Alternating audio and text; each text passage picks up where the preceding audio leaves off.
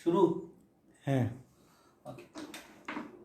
আজকে আমরা fire pump selection topics নিয়ে আলোচনা করব। আমরা কোন ধরনের ফায়ার পাম্প সিলেকশন করব।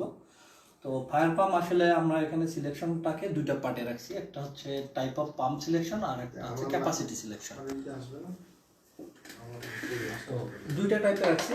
একটা হচ্ছে প্রথম হচ্ছে পাম্প অফ টাইপ, কোন ধরনের টাইপ আমরা সিলেকশন করব। দুই নম্বর হচ্ছে ক্যাপাসিটি সিলেকশন।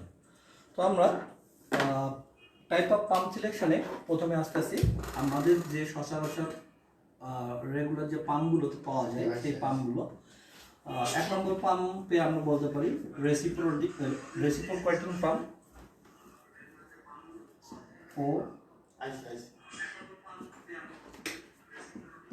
Reciprocating pump. দুই নম্বর হচ্ছে সেন্ট্রিফিউগাল পাম্প।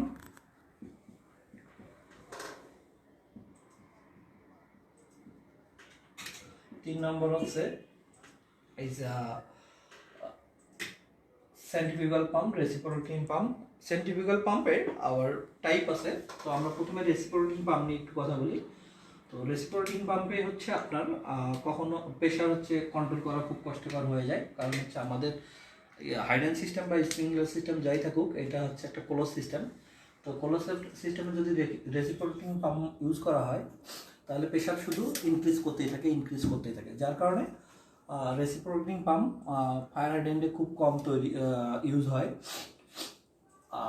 বেশি ইউজ হয় আমাদের সেন্ট্রিফিউগাল পাম্প। সেন্ট্রিফিউগাল পাম্পের দুই ধরনের টাইপ আছে, একটা হচ্ছে হলো অ্যাক্সিয়াল ফ্লো টাইপ আর হচ্ছে আপনার ভার্টিক্যাল টারবাইন টাইপ। তো আমরা প্রথমে এইটাতে আমরা অ্যাক্সিয়াল ফ্লো টাইপ আর দুই নম্বর হচ্ছে ভার্টিক্যাল টারবাইন টাইপ। এই দুই ধরনের পাম্পটা আমাদের দেশে বেশি ইউজ করা হয়। অ্যাক্সিয়াল ফ্লোটা হচ্ছে আমরা যেটা বলতেছি ইনসাকশনও হতে পারে, হরিজন্টাল স্প্লিট হতে পারে। আর ভার্টিক্যাল টারবাইন হচ্ছে কয়েকটা ইমপ্লার হচ্ছে ভার্টিক্যালি শ্যাফটের সাথে একটার পর একটা লাগিয়ে ভার্টিক্যাল একটা টারবাইনের মতো করা হয়, যেটা হচ্ছে ভার্টিক্যাল টারবাইন টাইপ। এখন আমরা আমাদের দেশে বেশি ইউজ হয় এই ধরনের এই দুইটা পাম্প। কারণ এই পাম্পগুলো আমি কোথায় কোনটা ইউজ করব। তো আমরা যখন অ্যাক্সিয়াল ফ্লো টাইপ পাম্পটা ইউজ করি সেটা হচ্ছে আমাদের রিজার্ভারটা কোন ধরনের রিজার্ভার তার উপরে। কারণ আমাদের এই অ্যাক্সিয়াল ফ্লো পাম্পগুলোতে আমরা যে ফায়ার পাম্প ইউজ করি সেই ফায়ার পাম্পে হচ্ছে অ্যাক্সিয়াল ফ্লো পাম্পে আমাদের যে সাকশনটা থাকে, আমাদের সাকশন লিফট আর হচ্ছে ডেলিভারি লিফট, দুইটা লিফট থাকে, একটা সাকশন আর একটা হচ্ছে ডেলিভারি। তো আমাদের ফায়ার পাম্পগুলো হচ্ছে ডেলিভারি লিফট হচ্ছে সবচেয়ে বেশি, সাকশন লিফট নাই। তো আমাদের যে এনএফপি এর রুলস বলা হয়েছে সাকশন লিফট 3 PSI এর বেশি যদি সাকশনে কখনো ড্রপ হয় সেটা আমরা অ্যাকসেপ্ট করব না। মানে এইটা অ্যাকসেপ্ট করা হয় না বলতে, এই ধরনের যদি 3 PSI এর নিচে হয় তাহলে আমাদের সাকশনের মধ্যে বাবল তৈরি হতে পারে, ভ্যাকুয়াম তৈরি হতে পারে, ইমপ্লারের মধ্যে হ্যামারিং হতে পারে, যার কারণে সাকশনটা 3 PSI এর বেশি যেন সাকশন লিফট না হয়, নেগেটিভ লিফট। এইভাবেই এই ফ্লোটা ডিজাইন করা হয়। তো যখন আমরা আর হচ্ছে ডেলিভারি লিফটটা অ্যাজ পার রিকোয়ার্ড আমাদের পাম্পের সেই বা সিস্টেমের ডিমান্ড অনুসারে তৈরি করা হয়। এখন যদি আমরা যে কোনো পাম্পে এই অ্যাকচুয়াল পাম্পের যদি ফায়ার পাম্পের হচ্ছে সাকশন লিফটটা 3 PSI এর বেশি যেতে চাই, মানে 3 PSI এর মধ্যে রাখতে চাই, তাহলে অবশ্যই আমাকে এই পাম্পের ইমপ্লারকে পানির মধ্যে সাবমার্সিবল থাকতে হবে। পানিতে সাবমার্সিবল করতে গেলে এই পাম্পের টাইপগুলো আমাদের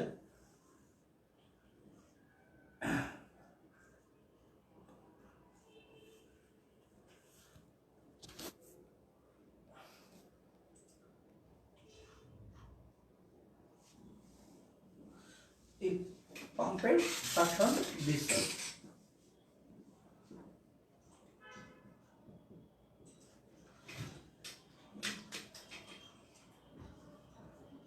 এই সাকশন সাইডে অবশ্যই আমাকে এই পাম্পের যে ইমপ্লারটা থাকবে এই ইমপ্লারটাকে পানির মধ্যে সাবমার্সিবল থাকতে হবে। যদি সাবমার্সিবল না থাকে তাহলে আমার সাকশন লিফটটা বেশি হয়ে যাবে, যার কারণে আমাদের ওয়াটার হ্যামারিং, তারপরে বাবল, স্টিম, এমনকি দেখা গেল যে আমাদের এখানে এত বেশি নেগেটিভ প্রেশার হলো আমাদের দেশের যে ওয়াটার টেম্পারেচার আছে সেই ওয়াটার টেম্পারেচারের এগেনিস্টে ওর ভ্যাপার প্রেশারের নিচে নামে যাওয়ার কারণে ওখানে ভ্যাপারও হতে পারে। যার কারণে আমরা এই ধরনের পাম্পকে অবশ্যই সাবমার্সিবল করে রাখতে হবে। এখন যদি আমি এইটাকে এই টোটাল ইমপ্লারটাকে সাবমার্জ করতে যাই তাহলে আমাকে কি করতে হবে, রিজার্ভারে অবশ্যই রিজার্ভারের ওয়াটার হাইট এই যে সাকশন লাইন আছে সেই সাকশন লাইনের চেয়ে উপরে হতে হবে, তাহলে আমরা এই পাম্পটাকে সাবমার্সিবল করতে পারবো। এই ধরনের যে পাম্পগুলো করা হয় সেটাকে আমরা বলি সাধারণত পজিটিভ সাকশন। এখন যদি আমার এইরকম কোনো জায়গায় মানে ইমপ্লারকে যদি আমরা সাবমার্জ না করতে পারি তখন কি করা হয়, এই টাইপটা চেঞ্জ করে আমরা হচ্ছে আরেক ধরনের টাইপ ইউজ করি, যে টাইপটাতে আমার ইমপ্লার সাবমার্জ থাকবে, আমরা হচ্ছে রিজার্ভার উপরে ইমপ্লারগুলো সাবমার্জেই থাকবে, সাবমার্জ না থাকলে পানি তুলতে পারবে না, স্ট্রেনার সহ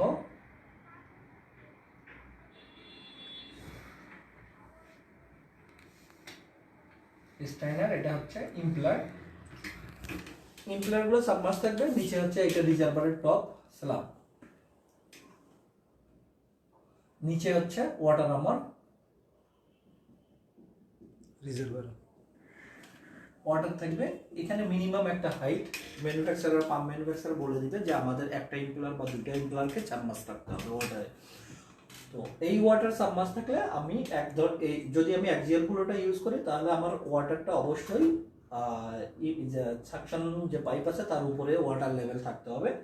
আর যদি আমার ওয়াটার লেভেল কোনো ক্রমে আমি সাকশন পাইপের উপরে নিয়ে যেতে না পারি তাহলে তখন আমাকে কি করতে হবে, অবশ্যই vertical turbine type pump use করতে হবে, যেন আমার উপর থেকে সাবমার্জ করে দিতে পারি ওয়াটারের ভিতরে, যেটা ম্যানুফ্যাকচারার বলে দেবে আমার মিনিমাম কতটা ব্লেডকে সাবমার্জ করতে হবে। এইটা হচ্ছে আমার রিজার্ভারের টাইপের উপরে করে নির্ভর করে আমরা পাম্পের টাইপ ইউজ করবো, যে অ্যাক্সিয়াল ফ্লো ইউজ করবো না ভার্টিক্যাল টারবাইন ইউজ করবো। তো আমাদের দেশে ম্যাক্সিমামগুলোই আমরা কি করি, অ্যাক্সিয়াল ফ্লোটাই ইউজ করি, যেন হচ্ছে যেটাকে আমরা সবাই পজিটিভ সাকশন বলি, যে সাকশন লাইনের উপরে পানি থাকবে। এবং সাকশন লাইনের উপরে পানি থাকা পজিটিভ পাম্পটাকে আমরা দুইভাবে করতে পারি। এক হচ্ছে যদি আমরা রিজার্ভারকে হচ্ছে উপরে কোনো ট্যাঙ্ক বানায় যদি রিজার্ভার তৈরি করি আর সাইডে পাম্প তৈরি করি, পাম্প রুম বানাই, তাহলে আমরা সাকশনের উপরে পাম্প বানাইতে পারবো। অথবা যদি আমরা পাম্পটাকে আন্ডারগ্রাউন্ড করি, রিজার্ভারও আন্ডারগ্রাউন্ড করি, তাহলে সাকশনের উপরে আমার পানি চলে যাবে। এই টাইপটা মোটামুটি ছিল হচ্ছে টাইপের উপরে আমরা পাম্পটা সিলেকশন করব, যে কোন টাইপের পাম্পটা সিলেকশন করলাম। তো আমরা আমাদের দেশে ম্যাক্সিমামগুলো আমরা ইউজ করতেছি অ্যাক্সিয়াল ফ্লো আর ভার্টিক্যাল টারবাইন। তো ভার্টিক্যাল টারবাইন ইউজ করতেছি যেখানে আমাদের পসিবল না যে সাকশনটাকে নেগেটিভ করে মানে রিজার্ভারটাকে উপরে উঠানো বা নিজের পাম্প রুমটাকে নিচে নামানো, সেই জায়গায় আমাদের হচ্ছে অ্যাক্সিয়াল ফ্লো টাইপ পাম্পের সাকশন লিফট -3 অ্যাভয়েড করার জন্য, 3 বেশি অ্যাভয়েড করার জন্য আমাকে ওই ভার্টিক্যাল টারবাইন টাইপে পাম্পে যাওয়া হয়। ওকে, আমরা চেষ্টা করছি সাউন্ডটাকে ডেভেলপ করার দেখি। এখন আমরা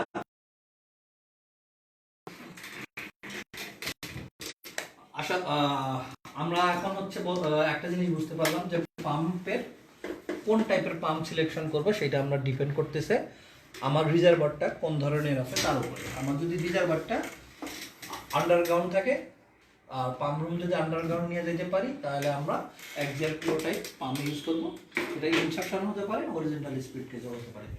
এখন যদি আমরা রিজার্ভারটাকে উপরে তুলতে পারি, ভূমির মধ্যে জমির ইয়ার মধ্যে গ্রাউন্ড ফ্লোরে, যদি গ্রাউন্ডে আমরা পাম্প রুম বানাই আর রিজার্ভারকে উপরে করি, তাও অ্যাক্সিয়াল ফ্লো সিলেক্ট করতে পারি। এখন যদি আমি কোনো ক্রমে রিজার্ভারকে উপরে বা পাম্প রুমকে নিচে না নিয়ে যেতে পারি তাহলে আমরা ভার্টিক্যাল টারবাইন টাইপ পাম্প তৈরি ইউজ করব। এখন আসি আমরা ক্যাপাসিটি সিলেকশন।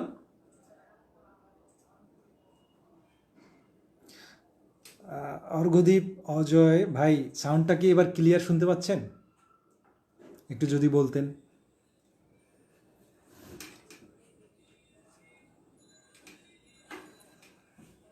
সাউন্ড শুনতে পাচ্ছে না, এই জন্য দিয়েছি। আপনি আপনি দেন, ওইটা দিলে সাউন্ডটা ক্লিয়ার আসবে। আপনার জন্য দিয়েছি। গান কেন এখানে? গান ও চাপ লেগে গেছে। হ্যালো। তো এখন আমরা আসবো হচ্ছে ক্যাপাসিটি সিলেকশন। ক্যাপাসিটি সিলেকশনে আমাদের দুই ধরনের চাপ দিয়ে মেইন প্রথম জিনিস হচ্ছে ক্যাপাসিটিতে আমরা কি কি কি উপরে নির্ভর করে, কোন জিনিসটার উপরে নির্ভর করে। আমরা জানি একটা পাম্পের ক্যাপাসিটি আমাদের দুইটা জিনিসের উপরে নির্ভর করে, একটা হচ্ছে ফ্লো বা আর একটা হচ্ছে প্রেসার। যেটা এই টপিকসটা নিয়ে আমরা এর আগে আমাদের একটা স্লাইডে আলোচনা করছিলাম। তো মূলত ফ্লো আর হচ্ছে হেড নিয়ে একটা পাম্পের ক্যাপাসিটি হয়।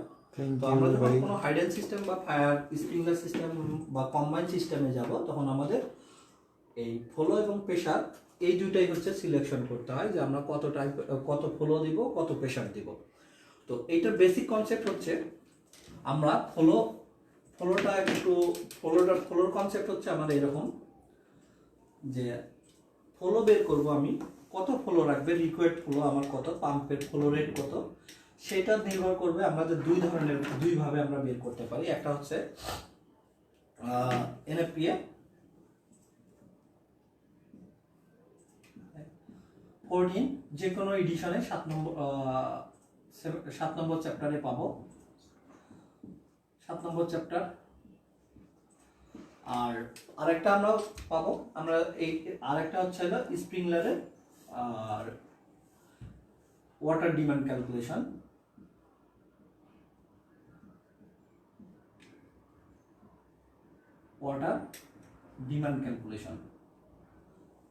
এই দুটো টপিকস নিয়ে আমরা পরে আলোচনা করব, কিভাবে ওয়াটার ডিমান্ড ক্যালকুলেশন করতে হয়, কিভাবে হচ্ছে এনএপি 14 অনুসারে কিভাবে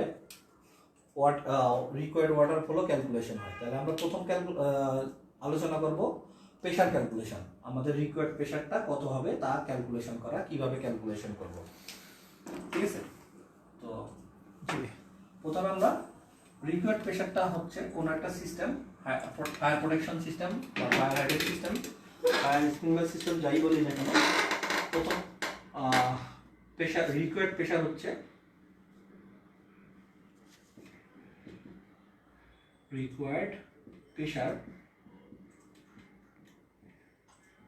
সমান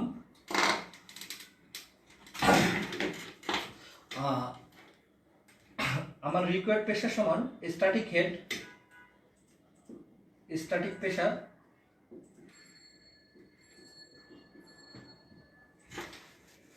of water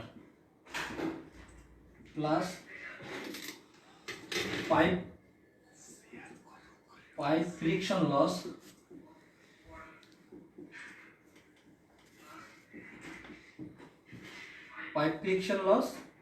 plus system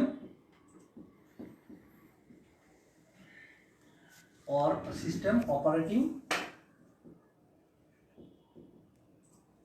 pressure, working pressure।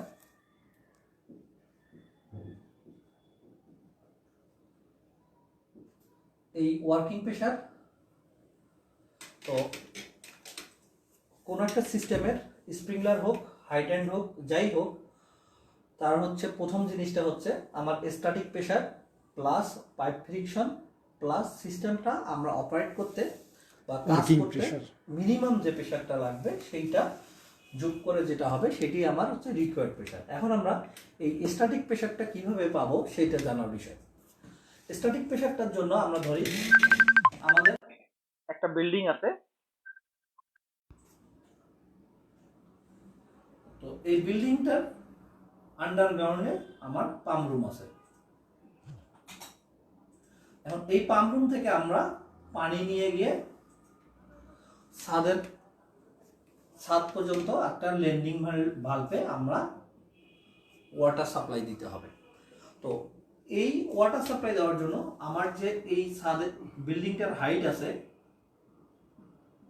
এই হাইটটা আমার পাম্প রুম থেকে যতটুকু হাইট আছে, এই হাইটের কারণে ওয়াটারের যে একটা প্রেশার আছে, যেটা আমরা আর্কিমিডিসের সূত্র থেকে অনেক আগে থেকেই জানি, pressure P is equal to rho g H.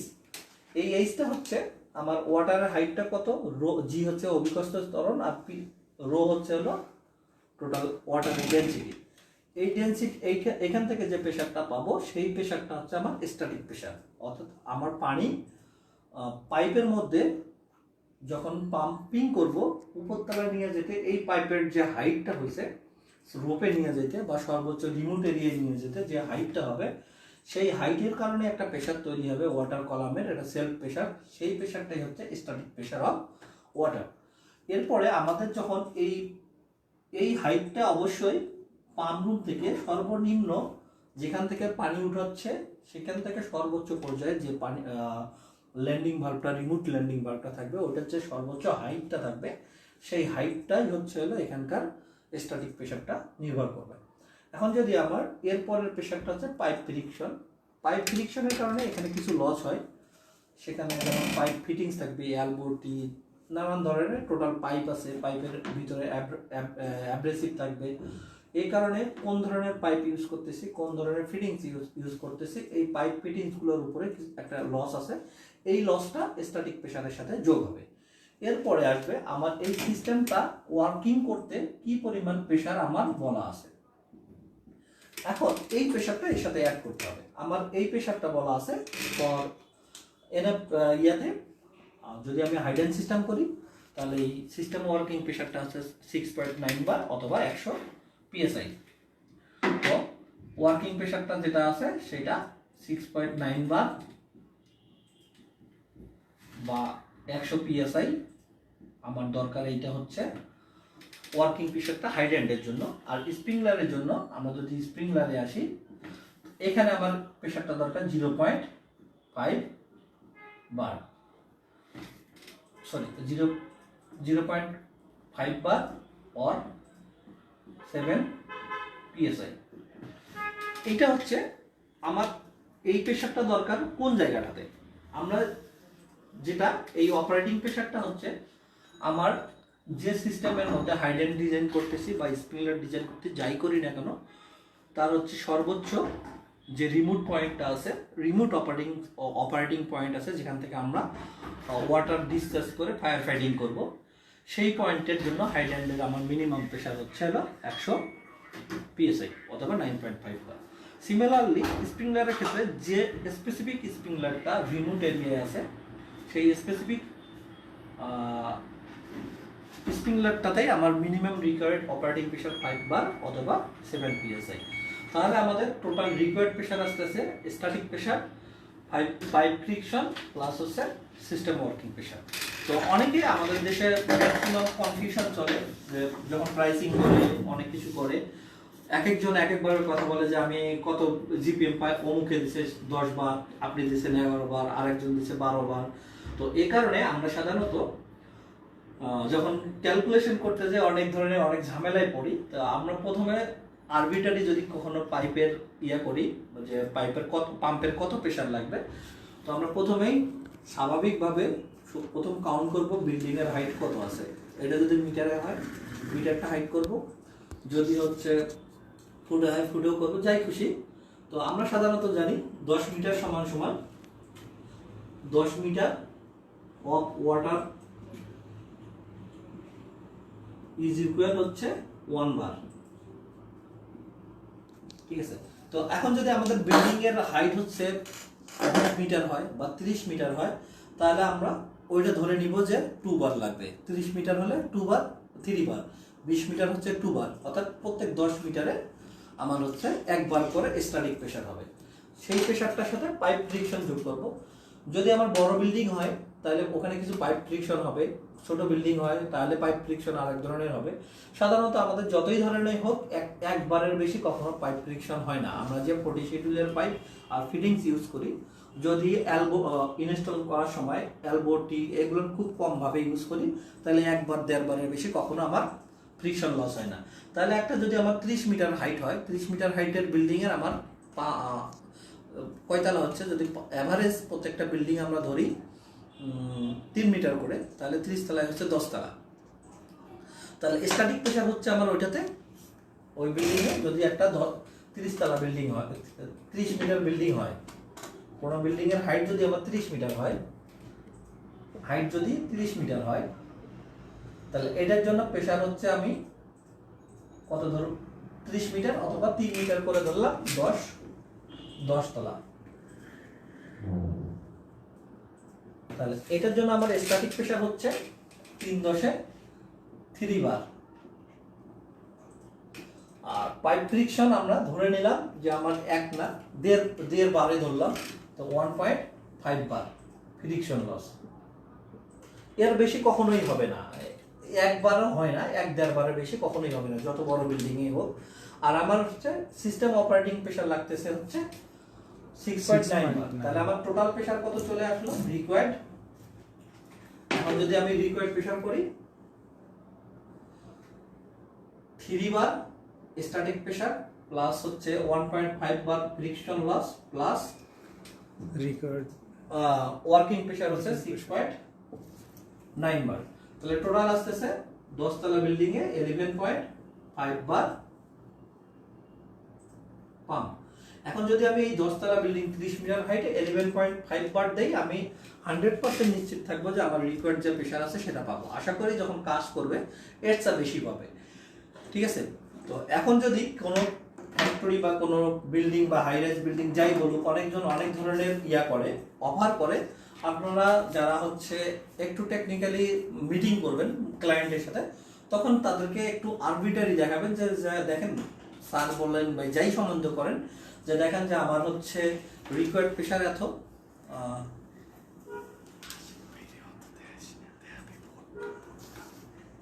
ঠিক আছে। তো রিকোয়ার্ড প্রেসার আসতেছে সাধারণত হাইটের উপরে, স্ট্যাটিক প্রেসার ফ্রিকশন লস এত। তো আপনারা এইভাবে বিল্ডিং এর হাইট কত আছে কাউন্ট করে আপনারা দেখাইতে পারেন যে আপনার 10 বার লাগবে না, 11 বার লাগবে না, কি লাগবে, ঠিক আছে। এইটা হচ্ছে বেসিক একটা কনসেপ্ট প্রেসার ক্যালকুলেশন করার জন্য।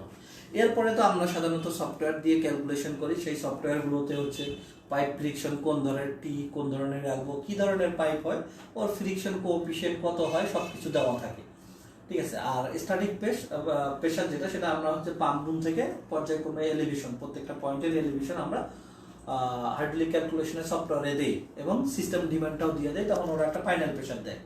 যদি আমার কাছে কখনো মিটিং করতে এরকম কোনো না থাকে, সফটওয়্যার না থাকে, তাহলে আমি সাধারণ কনসেপ্ট থেকে এই কনসেপ্ট থেকে বলতে পারি যে আমার প্রেসার হচ্ছে 30 তলা বিল্ডিংয়ে আমি যদি ধরি যত বড় নেটওয়ার্কই হোক এর বেশি পিএসআই লাগবে না। এখন যদি আমাকে বলে যে আমার একটা 11.5 বারের পাম্প দরকার, কিন্তু আমি মার্কেটে গিয়ে 11.5 বার পাম্প পাইলাম না, তখন এটাকে আমি 12 বারের পাম্প নিলাম, যে আমি এই পাম্পটা নিব 12 বার। তো ধরে দিলাম যে আমি মার্কেটে 11.5 বারের কোনো পাম্প পাইলাম না, আমি যে ম্যানুফ্যাকচারারকে দিয়ে ক্লায়েন্টকে অফার করছি, তখন এইটা না পেয়ে আমরা 12 বারের একটা পাম্প ইউজ করলাম, ঠিক আছে। 12 বারের পাম্প আপনি ইউজ করেন, কোনো সমস্যা নেই, ঠিক আছে। কিন্তু 12 বারের পাম্প যখন আপনি ইউজ করবেন, তখন আমরা অন্য আর একটা প্রবলেমে পড়ে যাব, সেই প্রবলেমটা নিয়ে একটু আলোচনা করব। যে 12 বারের পাম্প যদি, যেহেতু আমার রিকোয়ারমেন্ট আসতেছে 11.5 বার, কিন্তু আমি 11.5 বার পাম্প পাচ্ছি না, আমাকে করতে হচ্ছে 12 বারের পাম্প। এখন যদি আমি 12 বারের পাম্প নেই, তখন আমার প্রবলেমটা দাঁড়াবে, একটা রাইজার আছে, আমি ধরে নিলাম যে এই রাইজারটা আমার রিমোট রাইজার, আরো এইদিকে অনেক ধরনের রাইজার থাকতে পারে, যাই থাক। তো আমি ক্যালকুলেশন করছি রিমোট রাইজারের এই পয়েন্টে 6.9 বার প্রেসার নিয়ে। এই কন্ডিশনে আমার এই পাম্প রুমের রিকোয়ার্ড প্রেসার আছে 12 বার, মানে 11.5 বার। এখন যদি আমি 11.5 বারের পাম্প না দিতে পারি, দিলাম হচ্ছে 12 বারের পাম্প, আমি অফার করলাম, প্রপোজ করলাম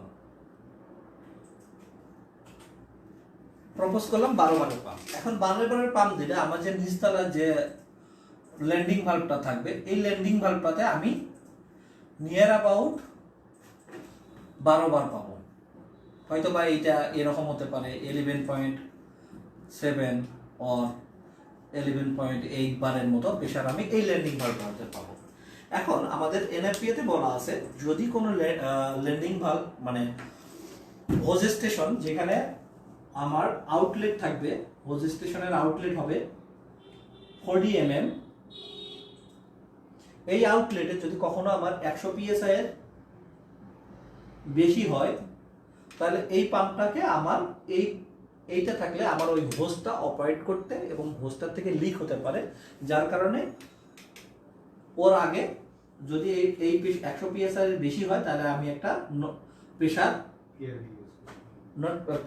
পিআরবি ইউজ করব, কিন্তু pressure reducing valve, pressure reducing valve use করব। এখন যদি আমি 12 বারের পাম্প নেই তাহলে 12 বারের পাম্পে দেখা যাচ্ছে আমার এই ল্যান্ডিং ভালভটা আর এর সাথে যে একটা 40 mm হোজ থাকবে, এই 40 mm হোজটাতে আমার প্রেসার থাকতেছে কত 7.8। আমি যদি 7.8 বারকে এই বারটাকে কনভার্ট করে নেই তাহলে এই বারটা কনভার্ট করলে কত আসে, অলমোস্ট 175 বা অর 170 psi অলমোস্ট। ঠিক আছে, যদি আমার এই প্রেসারটা হয় তাহলে আমাকে এই হোজের সামনে একটা এডিশনাল ডিভাইস ইউজ করতে হবে। এখন এই হোজগুলো আমার যত দূর থাকবে সবগুলো হোজের মধ্যে আমার এডিশনাল পিআরবি ইউজ করতে হচ্ছে।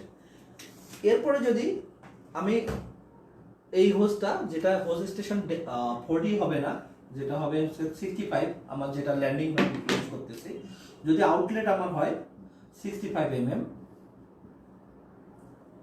সেখানে আমার কি করতে হবে, যদি 175 psi এর বেশি হয় তাহলে ওই ল্যান্ডিং ভালভের সামনেও আমাকে আর একটা PRB pressure reducing valve use করতে হবে। তাহলে আমরা যদি পাম্প সিলেকশন করতে যাই, যদি আমার দেখা গেল যে আমার সিস্টেম রিকোয়ারমেন্ট 11 বার বা 10 বার বা 11.5 বার, কিন্তু আমি ওই ধরনের পাম্প পাচ্ছি না, আমি 12 বার 12.5 বার পাম্প পাচ্ছি, ওটা ইউজ করলাম, তখন আমার প্রবলেমে অ্যারাইজ করবে। এই ল্যান্ডিং ভালভগুলো যেটা থাকবে সেটা হচ্ছে আমার স্ট্যান্ডার্ড, যেটা বলতেছি আমরা ইন্টারনাল ভালভ স্ট্যান্ডার্ড যেটা এনএফপি ইউজ করতেছি, সেখানে আমার হচ্ছে রুলস ভায়োলেন্স হচ্ছে, যার কারণে ওখানে আমার একটা এডিশনাল পিআরবি ইউজ করতে হচ্ছে। যতগুলো পয়েন্টে আমার 40 mm এর আউটলেটে 100 psi ক্রস করতেছে পিআরবি ইউজ করতে হবে, যেটা 101 যতগুলো পয়েন্টে আমার 175 psi ক্রস করতেছে সেখানে পিআরবি ইউজ করতে হবে। ঠিক আছে, এইটা হবে আমার পাম্প সিলেকশনের সময়, এই জিনিসটা আমার মাথায় রাখতে হবে যে আমার আউটলেটগুলো ম্যাক্সিমাম প্রেসার কত অ্যাকসেপ্টেবল। ঠিক আছে, এটা গেল একটা হচ্ছে প্রেসার সিলেকশন। এরপর আমরা আসি ফলো সিলেকশনের জন্য আমরা কি করতে পারি। ফলো সিলেকশনের জন্য আমাদের দুইটা আমরা আলোচনা প্রথমেই বলছি যে আমরা ফলো সিলেকশন করব দুইটা পদ্ধতিতে। একটা পদ্ধতি হচ্ছে এনএপিএ ফলো সিলেকশন করব এনএপিএ 14 চ্যাপ্টার 7, আর হচ্ছে স্প্রিংলার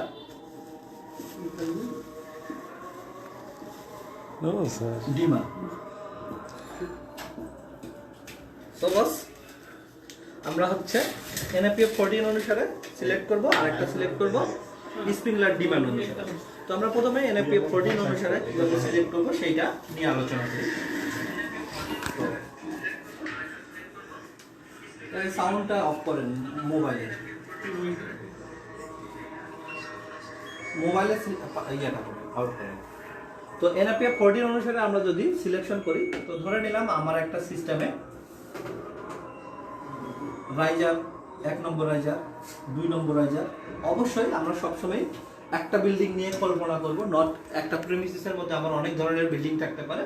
তো আমরা সবসময় কোনো পাম্প যদি কোনো ফ্যাক্টরি বা কোনো ফ্যাক্টরি প্রেমিসিসের অনেক ধরনের বিল্ডিং থাকে, সবচেয়ে রিমোট সেটা হাইটে হোক আর ডিস্টেন্সে হোক, যেটা সবচেয়ে রিমোট হবে সেই বিল্ডিংটার রাইজারগুলোকে, সেই রিমোট রাইজারগুলো আমরা সিলেক্ট করব।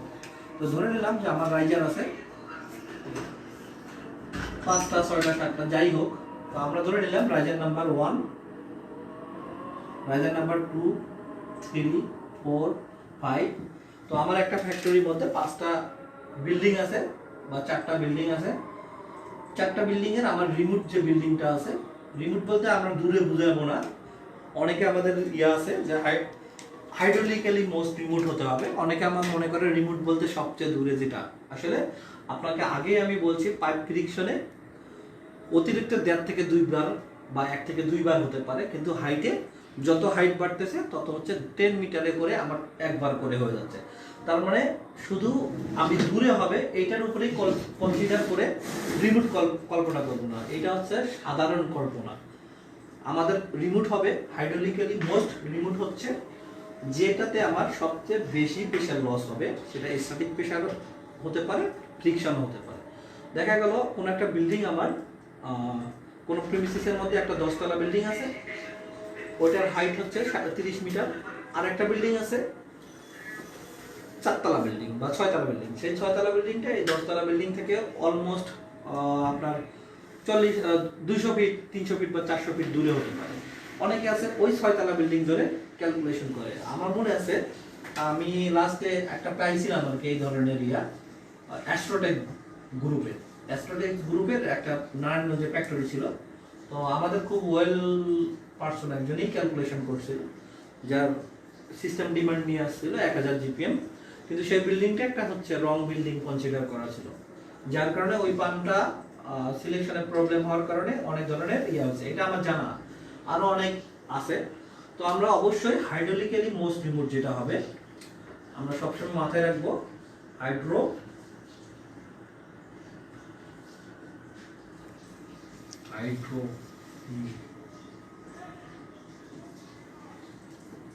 হাইড্রোলিক্যালি যে মোস্ট রিমোট হবে সেই বিল্ডিংটা কনসিডার করো, মোস্ট রিমোট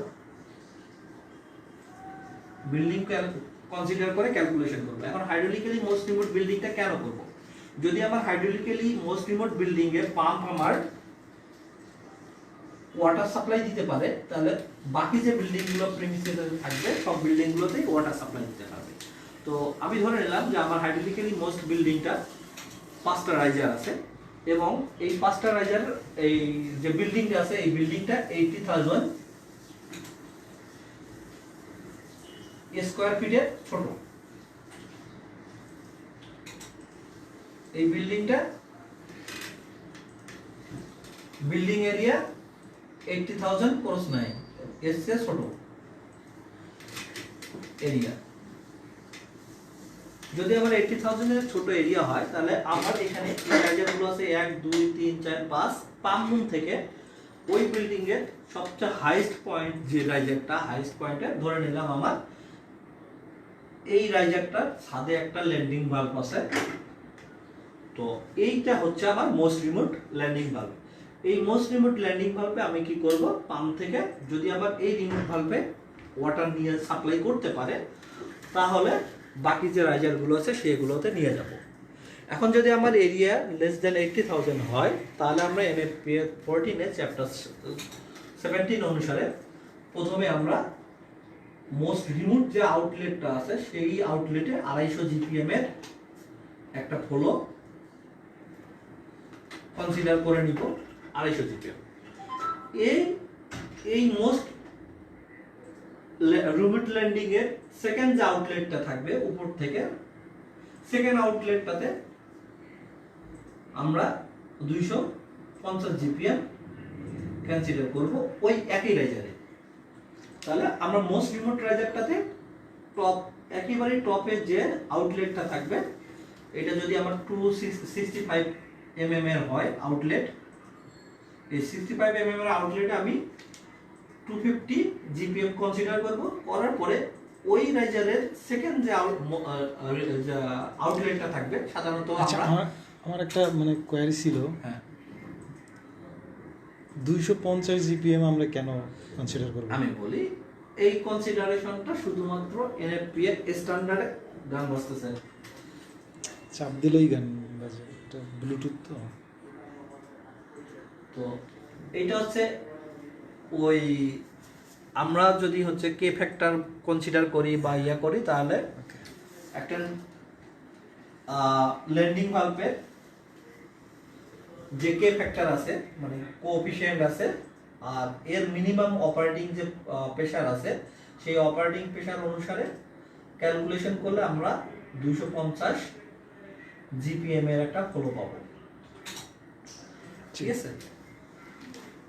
এর কে ফ্যাক্টর আমরা যেমন স্প্রিংলারের ক্যালকুলেশন করতেছি, স্প্রিংলারের সময় যে ক্যালকুলেশন ধরবো সেম ল্যান্ডিং ভালভের যে কে ফ্যাক্টর আছে আর ওর যে অপারেটিং পিএসআই আছে, এটা যদি আমরা এনএপিএ অনুসারে ধরি তাহলে 6.9 বার, যদি বিএনপিসি ধরি সেই অনুসারে 30, ওর অনুসারে আমরা ক্যালকুলেশন করলে একটা মিনিমাম জিপিএম ফ্লো রেট পাবো, সেটা হচ্ছে 250 জিপিএম। এই কনসিডারেশনের উপরে আমরা আরবিটারি ক্যালকুলেশন করব যে মোস্ট রিমোট আউটলেটের 250, তারপরে সেকেন্ড আউটলেটটা কোনটা হবে, আমরা যদি ধরে নেই এই পয়েন্টটা বিল্ডিং এর ছাদে মোস্ট রিমোট আউটলেট, সেকেন্ড পয়েন্টটা ছাদের পরের ফ্লোরে, যদি আমরা এটা 10 তলা ধরি তাহলে ধরে নিলাম যে এটা 9 তলায় আর একটা রিমোট রাইজার 250, তাহলে এই আর রাইজারটাতে আমার টোটাল ফ্লো হলো 500 জিপিএম। ঠিক আছে, কিন্তু আবার কনসিডার থাকতে হবে এই বিল্ডিংটার ফ্লোর এরিয়া অবশ্যই 80,000 স্কয়ার ফিটের কম হতে হবে। এরপরে কি করব, প্রত্যেকটা রিমোট রাইজার কনসিডার যখন করবো হাইড্রোলিক ক্যালকুলেশনের জন্য, এরপরে এডিশনাল যতগুলো রাইজার আছে, যতগুলো রাইজার কনসিডার করব প্রত্যেকটাতে 250, দেন 250, দেন 250, এভরি রাইজারের জন্য, not every raiser, up to যদি আমার স্প্রিংলার বিল্ডিং না হয়, হাইডেন বিল্ডিং হয়, তাহলে আমার কি করতে হবে, 1 নম্বর রাইজার, 2 নম্বর রাইজার, 3 নম্বর, 4 নম্বর রাইজার, অর্থাৎ আমরা হাইডেন বিল্ডিং না হলে সর্বোচ্চ 4টা রাইজার, হাইডেন বিল্ডিং হলে সর্বোচ্চ 4টা রাইজার কনসিডার করব। 4টা রাইজার কনসিডার করব যে রাইজারগুলো রিমোট হবে, 1 2 3 4, এখন 4টা রাইজার কনসিডার করলে আমার প্রথমটাতে হলো 500, তারপরে 250, 250, 250, তাহলে টোটাল আমার হলো আসতেছে 1250, 500 প্লাস 250 গুণ 3 সমান হচ্ছে 1250। তাহলে আমরা কনসিডার করলাম হচ্ছে 1250 জিপিএম পাম্প রিকোয়ারমেন্ট আমার এই বিল্ডিং এ। এটা যদি হচ্ছে 80,000 স্কয়ার ফিট হয়। এখন আমাদের কোশ্চেন আসতে পারে কেন আমি 4টা রাইজার কনসিডার করব। তো এই 4টা রাইজার কনসিডার কেন করব, এটার জন্য যদি আমি কোন একটা ফ্লোর কনসিডার করি, এটা হচ্ছে সাধারণ কনসেপ্ট আর কি। যদি এই ফ্লোরে আমার ধরো এখানে একটা ল্যান্ডিং ভালভের আউটলেট আছে, এখানে একটা ল্যান্ডিং ভালভের আউটলেট আছে, এখানে একটা ল্যান্ডিং ভালভের আউটলেট আছে, এখানে একটা ল্যান্ডিং ভালভের আউটলেট আছে, আরো আছে। যদি কোনো একটা পয়েন্টে আমার ফায়ার হয়, এটা একটা সাইকোলজিক্যাল কোশ্চেন, আমি এই পয়েন্টের ফায়ারটার জন্য সর্বোচ্চ আমি 4টা দিক থেকে যদি আমি ফায়ার ফাইটিং করি একই সঙ্গে, তাহলে আমি ওটাকে কভার করতে পারবো। এর বেশি আর ফায়ার ফাইটিং এর জন্য কোনো এডিশনাল পানি লাগবে না। এটা সাধারণ কনসেপ্ট, মানে সর্বোচ্চ আমি একটা পয়েন্টে যদি ফায়ার হয়, সেই ফায়ারটাতে 4টা দিক থেকে 4টা আউটলেটে যদি আমি স্প্রে করে 4 দিক থেকে, তাহলে হয়ে যাবে, এর বেশি লাগবে না। এটা হচ্ছে সাইকোলজিক্যাল সেন্স থেকে কোনো একটা ফায়ার অ্যাক্সিডেন্টের জায়গার থেকে সর্বোচ্চ আমি এক জায়গায় পৌঁছিতে 4টার বেশি ইউজ করা লাগবে না। ঠিক আছে, এই কারণে আমরা 4টা ধরি, যে সর্বোচ্চ আমি 4টা পয়েন্ট ধরে ফলো করব। এইটা যদি আমার নন স্প্রিংলার বিল্ডিং হয়, তাহলে আমি 4টা গেলাম। এরপরে আসি, আমার এই বিল্ডিংটা যদি 80,000 স্কয়ার ফিট ক্রস করে, যদি এরিয়া আমার 80,000 স্কয়ার ফিট ক্রস করে আর ইকুয়াল হয়, তাহলে তখন আমি কি করব, তখন সিস্টেমটা থাকবে একই সিস্টেম, শুধুমাত্র প্রথম রাইজারটাতে আমি আরো একটা ফ্লোর অ্যাড করাবো, অর্থাৎ এই রাইজারটাতে হবে 750 জিপিএম। ঠিক আছে, অর্থাৎ 80,000 স্কয়ার ফিট হলে আমার যে রিমোট রাইজার হবে, এই রিমোট রাইজারে আমার ফ্লো হতে হবে 750, আর যতগুলো এডিশনাল রাইজার আমি কনসিডার করব সবগুলোতে 500। তার মানে সেই 500 কেমনে কনসিডার করব, রিমোটে একটা তারপরে একটা, সেম রিমোট উপরে একটা তারপর নিচে একটা, সেম উপরে একটা নিচে একটা। নিচে একটা। তাহলে এই কনসিডারেশনে 500 500 500 যোগ হচ্ছে, যদি 80 ক্লোজ করে তাহলে টোটাল আসতেছে 750 প্লাস 500 ইন্টু 3, তাহলে 2250 জিপিএম এর পাম আমি সিলেক্ট করব। ঠিক আছে, এইটা হচ্ছে আমার যদি কোনো বিল্ডিং আমার 80,000 স্কোয়ার ফিট ক্রস করে। তো আমাদের 80,000 স্কোয়ার ফিট ক্রস করার মতো আমার সৌভাগ্য হয়েছিল একটা বিল্ডিং অডিট করা, সেটা হচ্ছে আপনার এফএক্স ফ্যাশন, যেটা হচ্ছে কালামপুরে ইউজ করা আছে, সেখানে 1250 পাম্প করা আছে। যদি আমাদের ভালো কোনো অডিটর যায় তাহলে ওরা ফিউচারে এই পাম্পটাকে চেঞ্জ করতে হবে। আমি জানি না ওনাদের কনসালটেন্ট কে ছিল, বাট আমি ওটার অডিটে গেছিলাম, পার্সোনাল অডিট আর কি। ওনাদের হচ্ছে প্রি অডিট ছিল একটা, সেই অডিটের জন্য আমাকে নিয়ে গেছিল। সেখানে আমি দেখছিলাম যে ওরা এরিয়া আছে ওই বিল্ডিংয়ের হচ্ছে 1,15,000, কিন্তু ওরা কনসিডার করছে 250 করে। ঠিক আছে, কিন্তু আমাদের 14-এ চ্যাপ্টার 7-এ বলা আছে যদি 80,000 স্কোয়ার ফিট ক্রস করে তাহলে আমাকে অবশ্যই প্রথম রাইজার 750, এডিশনাল রাইজার 500 করে করতে হবে। ঠিক আছে, এইটা গেল আমার হাইড্যান্টের জন্য ফলো ক্যালকুলেশন। ঠিক আছে, এরপরে আসি, যদি আমার স্প্রিংলার বিল্ডিং হয় কম্বাইন সিস্টেম, যদি আমার স্প্রিংলার বিল্ডিং হয় কম্বাইন স্প্রিংলার আছে, তখন আমরা কি করব? যারা লাইভ দেখছেন প্লিজ একটু শেয়ার করে দিবেন আপনার প্রোফাইলে। যদি আমার স্প্রিংলার বিল্ডিং হয় তখন আমাদের ক্যালকুলেশন করতে হবে দুইটা। একটা হচ্ছে হাইড্যান্টের জন্য ক্যালকুলেশন, যেটা আমরা আগে করে নিলাম যে এই বিল্ডিংটা ধরে নিলাম এখন স্প্রিংলার জন্য আছে। তখন আমাদের কি করতেছি, আমরা হাইড্যান্টের ক্যালকুলেশন করে সেখানে আমি সর্বোচ্চ যাব 4টা, আমরা হাইড্যান্টে চলে গেছিলাম 4টা রাইজার পর্যন্ত, কিন্তু আমরা যদি স্প্রিংলার রেটেড হয় বিল্ডিংটা, তখন আমি এই বিল্ডিংয়ের সেম একই ওয়েতে প্রথম রাইজার কনসিডার করব, প্রথমের ল্যান্ডিং ভাল্ব এবং পরের ল্যান্ডিং ভাল্বে 500 250 500 জিপিএম, দেন এডিশনাল করব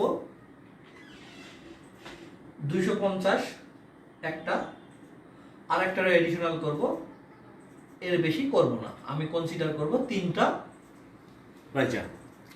প্রথম আমি স্প্রিংলার নন স্প্রিংলারের বিল্ডিংয়ে চুজ করলাম, আমার রাইজার হচ্ছে 4টা, 1 2 3 4, বাট আমার স্প্রিংলার বিল্ডিং এর জন্য আমি প্রথম হাইড্যান্টের ক্যালকুলেশন করব, যে ওখানকার হাইড্যান্টের রিকোয়ারমেন্ট করব। তখন আমি চুজ করলাম 1 2 3টা রাইজার। কেন আমি 3টা রাইজার চুজ করলাম, সেটা হচ্ছে কিছুক্ষণ আগে আমরা যেটা বললাম যে আমরা একটা বিল্ডিংয়ে যদি ফায়ার হয় কোনো একটা পয়েন্টে, তাহলে আমি সর্বোচ্চ 4 দিক থেকে যদি আমি অ্যাক্টিভ ফায়ার করি তাহলে আমার এই ফ্লোটা সম্ভব 4টা ওয়ে। এখন যদি 4টা ওয়ে হয়, তো আমি যদি কোনো একটা ওয়েকে অফ করে স্প্রিংলারের ফ্লো ওপর থেকে দিয়ে দেই, পাশাপাশি আরো 3টা হোজ অ্যাক্টিভ করি, তাহলে আমার স্টিল 4টা থাকবে। আমার 6 সেন্স থেকে ধরা হচ্ছে কোনো পয়েন্টে ফায়ারের জন্য আমি যদি অ্যাক্টিভ করি সর্বোচ্চ ফাইট করব 4 দিক দিয়ে, স্প্রিংলার একটা দিক আর 3টা হোজ, তাহলে আমার 4টা পয়েন্ট অ্যাক্টিভ হয়ে গেল। ঠিক আছে, এই কারণে আমরা স্প্রিংলারে কনসিডার করব 3টা রাইজার পর্যন্ত সর্বোচ্চ। তাহলে এখন আমার এই 3টা রাইজার সর্বোচ্চ কনসিডার করলে প্রথম রাইজারে আমরা পাচ্ছি 500 জিপিএম, পরের 2টা রাইজারে 250 ইন্টু 2, তাহলে রিকোয়ারমেন্ট হচ্ছে 1000। এইটা হচ্ছে কোন একটা স্প্রিংলার বিল্ডিং এর, কম্বাইন স্প্রিংলার বিল্ডিং এর জন্য হাইড্যান্টের রাইজারের হাইড্যান্টের রিকোয়ারমেন্ট 1000 জিপি, ম্যাক্সিমাম 1000। ঠিক আছে, নট ম্যাক্সিমাম, ওইটা হচ্ছে হাইড্যান্টের রিকোয়ারমেন্ট 1000 জিপি। ও আচ্ছা আচ্ছা, স্প্রিংলার এখনো বাকি। হ্যাঁ, এখন আমরা কনসিডার করব স্প্রিংলারের ক্যালকুলেশন করব। এখন স্প্রিংলারের ক্যালকুলেশন করার পরে কম্পেয়ার করব এই হাইডেন্টের রিকোয়ারমেন্ট আর স্প্রিংলারের রিকোয়ারমেন্টের মধ্যে কোনটা বেশি বড়, হাইডেন্টেরটা বেশি বড় না স্প্রিংলারেরটা বেশি বড়।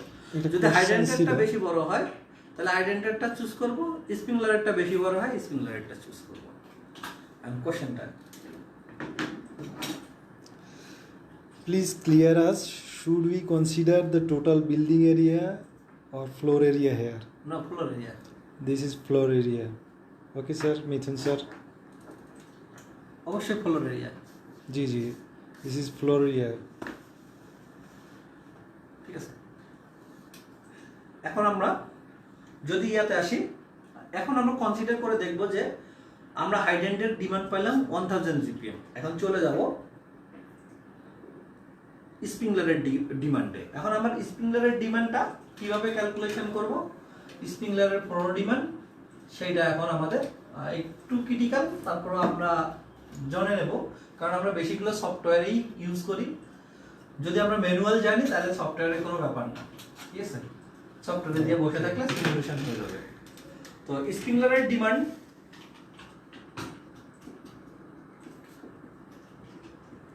Yes, per floor 80,000 square feet.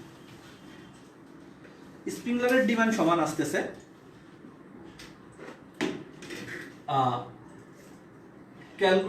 প্রথম হচ্ছে calculated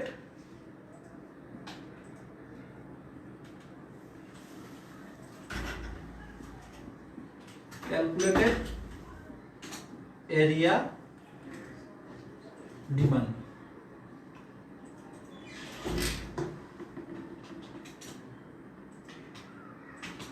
plus hose allowance or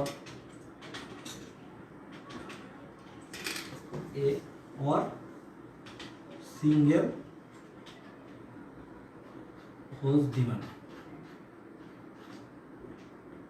ঠিক আছে, তো স্প্রিংলারের জন্য আমার প্রথম, যদি আমি স্প্রিংলারের ডিমান্ড বের করতে চাই, আমরা হাইডেন্টের ডিমান্ড পাইলাম 1000, এখন স্প্রিংলারের ডিমান্ড বের করব। স্প্রিংলারের ডিমান্ডের জন্য তারপর হচ্ছে ক্যালকুলেটেড এরিয়া ডিমান্ড, আমি যে এরিয়াটুকু ধরে ক্যালকুলেশন করতেছি সেই ক্যালকুলেটেড এরিয়া প্লাস সিঙ্গেল হোজের ডিমান্ড।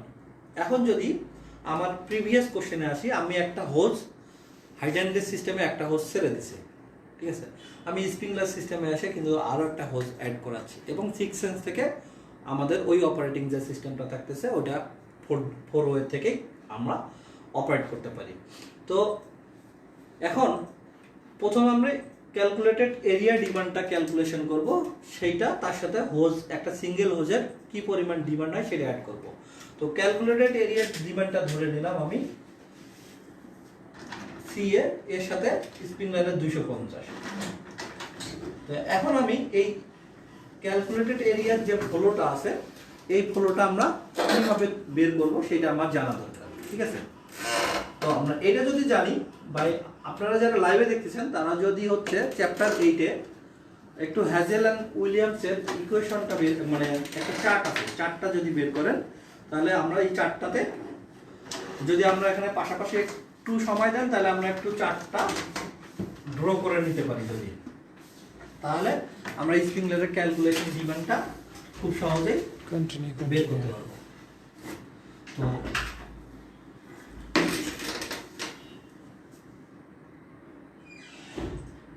এই ইয়া ভাই, সোহাগ ভাই, জি একটু চ্যাপ্টারটা বের করেন।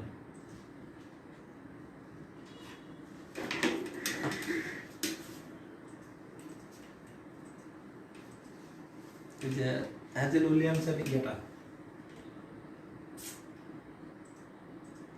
কালকে যে হাইড্রোলিক ক্যালকুলেশনের ইয়েটা দেখালাম ওখানেও আছে।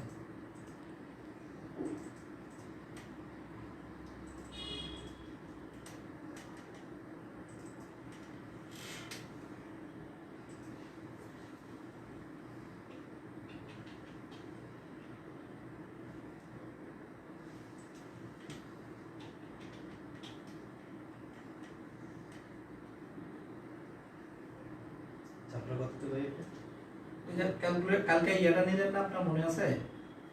ওখানেও পেয়ে যাবেন।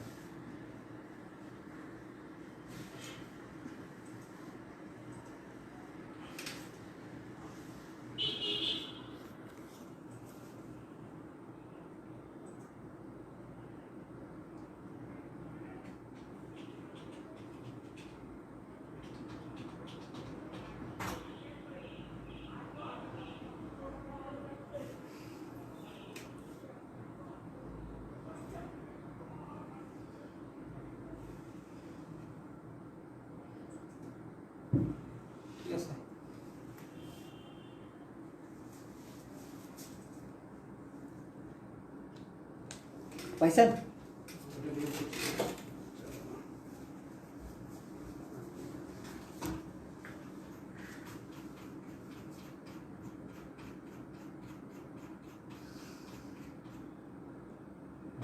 লাইটারটা অরিজিনাল ইনভার্টার নিয়ে যাই 1500 থেকে 2000, তারপরে 2500, এই পাশে পাটটা বলে 1500, 2000, 2500, 1500, 2000, 2500, 1500,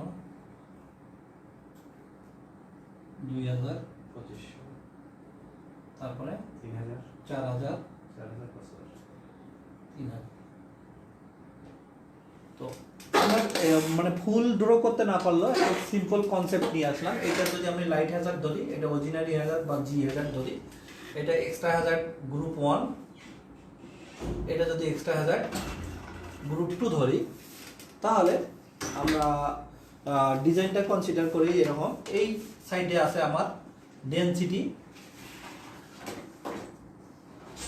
তাহলে ডেনসিটি হচ্ছে জিপিএম পার ফিট, আর এইদিকে আছে এরিয়া। তো এখন আমরা প্রথমে, এটা সিম্পল কনসেপ্ট, জাস্ট আমরা অত ভালো করে ড্রয়িং করতে পারলাম না। জাস্ট একটা হচ্ছে একদিকে আমার এরিয়া আছে আর একদিকে আছে ডেনসিটি আছে। এখন আমার দরকার এই ডেনসিটিটা বলতে কি বুঝি, আমাদের এই ডেনসিটিটা জানা দরকার। কারণ আমরা সাধারণত জানি ওয়াটারের ডেনসিটি হচ্ছে 1 cm গ্রাম পার হচ্ছে সেন্টিমিটার কিউব, অথবা 1000 কেজি পার মিটার কিউব। তো এইখানকার ডেনসিটিটা কি, এইটা আসলে আমাদের জানা দরকার। জি স্যার। এই ডেনসিটিটা হচ্ছে আমার কোনো একটা স্প্রিংলার যদি আপনার ফায়ার ফাইটিং করতে যায়, কত এরিয়াতে নির্দিষ্ট টাইমের মধ্যে কি পরিমাণ পানি ফ্লো করলো, করার পরে ওই ফায়ারটাকে বন্ধ করলো।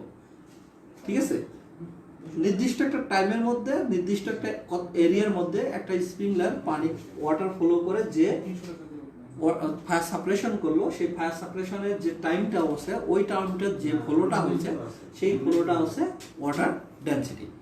তো ওয়াটার ডেনসিটি আমরা হচ্ছে রিকোয়ার্ড ওয়াটার ডেনসিটি হচ্ছে স্প্রিংলারের ক্ষেত্রে বুঝবো হচ্ছে এইটা। আর আমাদের যেটা মেকানিক্যাল বা অন্যান্য ইঞ্জিনিয়ারিং বলি বা যাই বলি না কেন, সায়েন্স বলি, ওয়াটার ডেনসিটি হচ্ছে কিউবিক মিটার কিউবিক মিটার অথবা কিউবিক ইউনিটের মধ্যে যত গ্রাম বা যত কেজি ওয়াটার থাকবে সেটা ওয়াটার ডেনসিটি। কিন্তু স্প্রিংলারের ক্ষেত্রে নির্দিষ্ট এরিয়ার মধ্যে একটা নির্দিষ্ট টাইমে যে পরিমাণ ওয়াটার ফ্লো হবে, সেই ফ্লোটাই হচ্ছে ওর ডেনসিটি। তো এইটা হ্যাজেল অ্যান্ড উইলিয়ামস তাদের ক্যালকুলেশন করে দেখছে যে বিভিন্ন হ্যাজার্ডের জন্য কি পরিমাণ ডেনসিটিতে, ওয়াটার ডেনসিটিতে আমার ফায়ার সাপ্রেশন করা যায় স্প্রিংলার দিয়ে।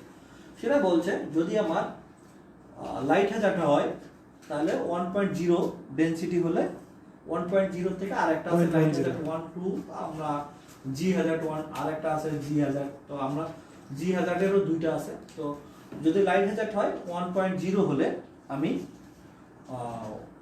ডেনসিটি যদি হয় তাহলে আমি ফায়ারটাকে অফ করে দিতে পারবো। সেম যদি জি হ্যাজার্ড হয় তাহলে 0.2 ডেনসিটি যদি হয়, অর্থাৎ 0.2 গ্রাম পার ফিট, অর্থাৎ 1 ফিট এরিয়ার মধ্যে যদি 0.2 জিপিএম এর ওয়াটার ফ্লো হয়, তাহলে লাইট অর্ডিনারি হ্যাজার্ডের যে ফায়ার হবে সেই ফায়ারকে আমি সাপ্রেশন করতে পারবো। এরপরে এক্সট্রা হ্যাজার্ড 1 যদি হয়, এক্সট্রা হ্যাজার্ড 1 সাধারণত আমরা যেগুলো ফ্লেম তৈরি করে না সেইগুলোকে আমি এক্সট্রা হ্যাজার্ড 1 ধরবো, কিন্তু হচ্ছে এক্সপ্লোর হচ্ছে, জাস্ট কেমিক্যাল আছে, ইয়ে আছে। কিন্তু আমি যদি অয়েল ধরি, অয়েলটাকে হচ্ছে এক্সট্রা হ্যাজার্ড 2 তে করবো, সেটা হচ্ছে ওটা এক্সপ্লোর করে, ফ্লেম খুব দ্রুত চলে। ঠিক আছে, তাহলে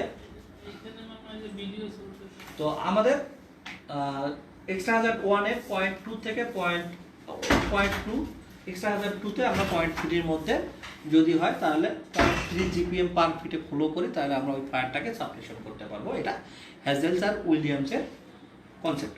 এখন যদি আমাদের বাংলাদেশের যে ফ্যাক্টরিগুলো আছে সবগুলো হচ্ছে গার্মেন্টস ফ্যাক্টরি, আর গার্মেন্টস ফ্যাক্টরি আমরা অ্যাজ পার বিএনবিসি বলি, অ্যাজ পার এনএফপিএ বলি, যাই বলি না কেন, এই ম্যানুফ্যাকচারিংটাকে আমরা হ্যাজার্ড গ্রুপ যে জিতে রাখছি, তো অথবা অর্ডিনারি হ্যাজার্ড জি বা হ্যাজার্ড জি। আমার এই হ্যাজার্ডের জন্য আমি ক্যালকুলেশন কনসিডার করি। আমাদের যতগুলো ক্যালকুলেশন আছে বাংলাদেশে সবাই মুখস্থ। অর্ডিনারি হ্যাজার্ডের জন্য ডেনসিটি ধরে 0.2 আর মিনিমাম এরিয়া ধরে 1500। তো আমরা যদি এই কার্ভটা কনসিডার করি, এই কার্ভটা হচ্ছে স্লোপ হচ্ছে। তো এখন আমার বলা আছে এই কার্ভের অরিজিনালি এটা নিয়ম হচ্ছে এই কার্ভের নিচে যে এরিয়াটা আছে এই এরিয়াটার মধ্যে আমার বলা আছে এই কার্ভটা অর্ডিনারি হ্যাজার্ডটা আমার এই কার্ভের নিচে যে এরিয়াটা আছে এই এরিয়ার আমি যে কোনো ডেনসিটি দিয়ে ধরে যদি কাজ করি তাহলে অর্ডিনারি হ্যাজার্ডকে আমি সাপ্রেশন করতে পারবো। ঠিক আছে, আমরা কি করি সবাই মুখস্থ 0.2 ডেনসিটি এবং 1500 স্কোয়ার ফিট ইউজ করি ক্যালকুলেশন করার সময়। এখন যদি আমি ধরি, আমি ডেনসিটি ধরে নিলাম যে 1.5 0.15, তখন আমি কি করব এই কার্ভের আন্ডারে ওই যে এনএফপিএ 13 এর 8 নম্বর চ্যাপ্টারে গিয়ে দেখব উইলিয়াম হ্যাজার্ডের যে চিত্রটা আছে সেই চিত্রের অ্যাগনিস্টে যে এরিয়াটা পড়বে আমি যদি সেই এরিয়াটা কনসিডার করি তাহলে আমি যে কোনো ডেনসিটি ধরতে পারবো। আমি জি হ্যাজার্ডের জন্য ডেনসিটি ধরতে পারবো 0.1 থেকে 0.2 এর মধ্যে যে এরিয়াটুকু আছে এইটুকু ডেনসিটি ধরলেই আমি ফায়ার সাপ্রেশন করতে পারবো। সেম এক্সট্রা হ্যাজার্ড 1 এর জন্য 0.2 থেকে 0.25 এর মধ্যে ধরলে আমি এক্সট্রা হ্যাজার্ড 1 সাপ্রেশন করতে পারবো।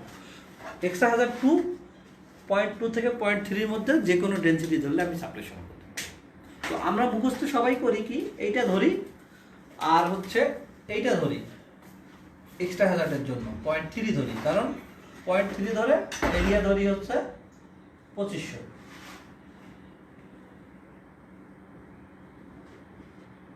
কারণ উইলিয়াম হ্যাজার্ডের এই এরিয়াটা বলে দেওয়া আছে 2500। তো আমরা এইটা না করে এই এরিয়ার মধ্যে যে কোনো একটা পয়েন্ট ধরতে পারি। আমি যদি ডেনসিটি পয়েন্ট ধরি 1.5 এর এগেইনস্টে যে এরিয়াটা আসবে সেই এরিয়াটা আমি কনসিডার করব। আর যদি আমি 0.2 ধরি তাহলে 1500, যদি আমি 0.1 ধরি এইটা ধরি যদি, তাহলে আমি এটাকে কনসিডার করব 4000 স্কয়ার ফিট। ঠিক আছে, আমি যেটাই করি না কেন এই লাইনের মধ্যে সেই লাইনের এগেইনস্টে যে পয়েন্টটা আসবে সেই পয়েন্টটা ধরে আমি ক্যালকুলেশন করব।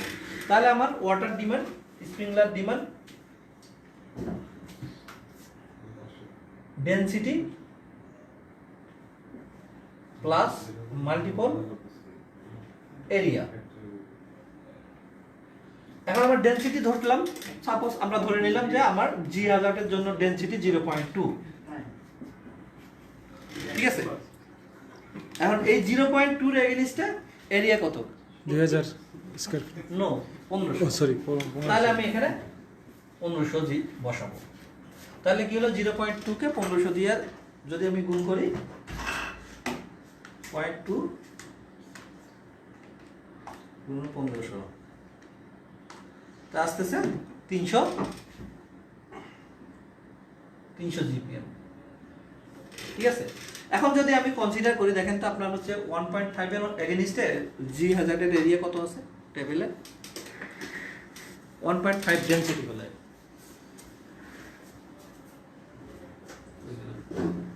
যদি 1.5 ধরি 4000 আছে। আমি যদি কনসিডার করি যে 1.5 জি হ্যাজার্ডের জন্য উইলিয়াম হ্যাজার্ডের চার্টে দেওয়া আছে, যদি আমি ডেনসিটি ধরি, ইফ ডেনসিটি আমার হয় 0.15, তাহলে ওই সময়ের এরিয়া আছে হচ্ছে 4000। তাহলে এখানকার যেটা কাউন্ট করবো আমি 0.15, তখন আমার আসতেছে 600 জিপিএম।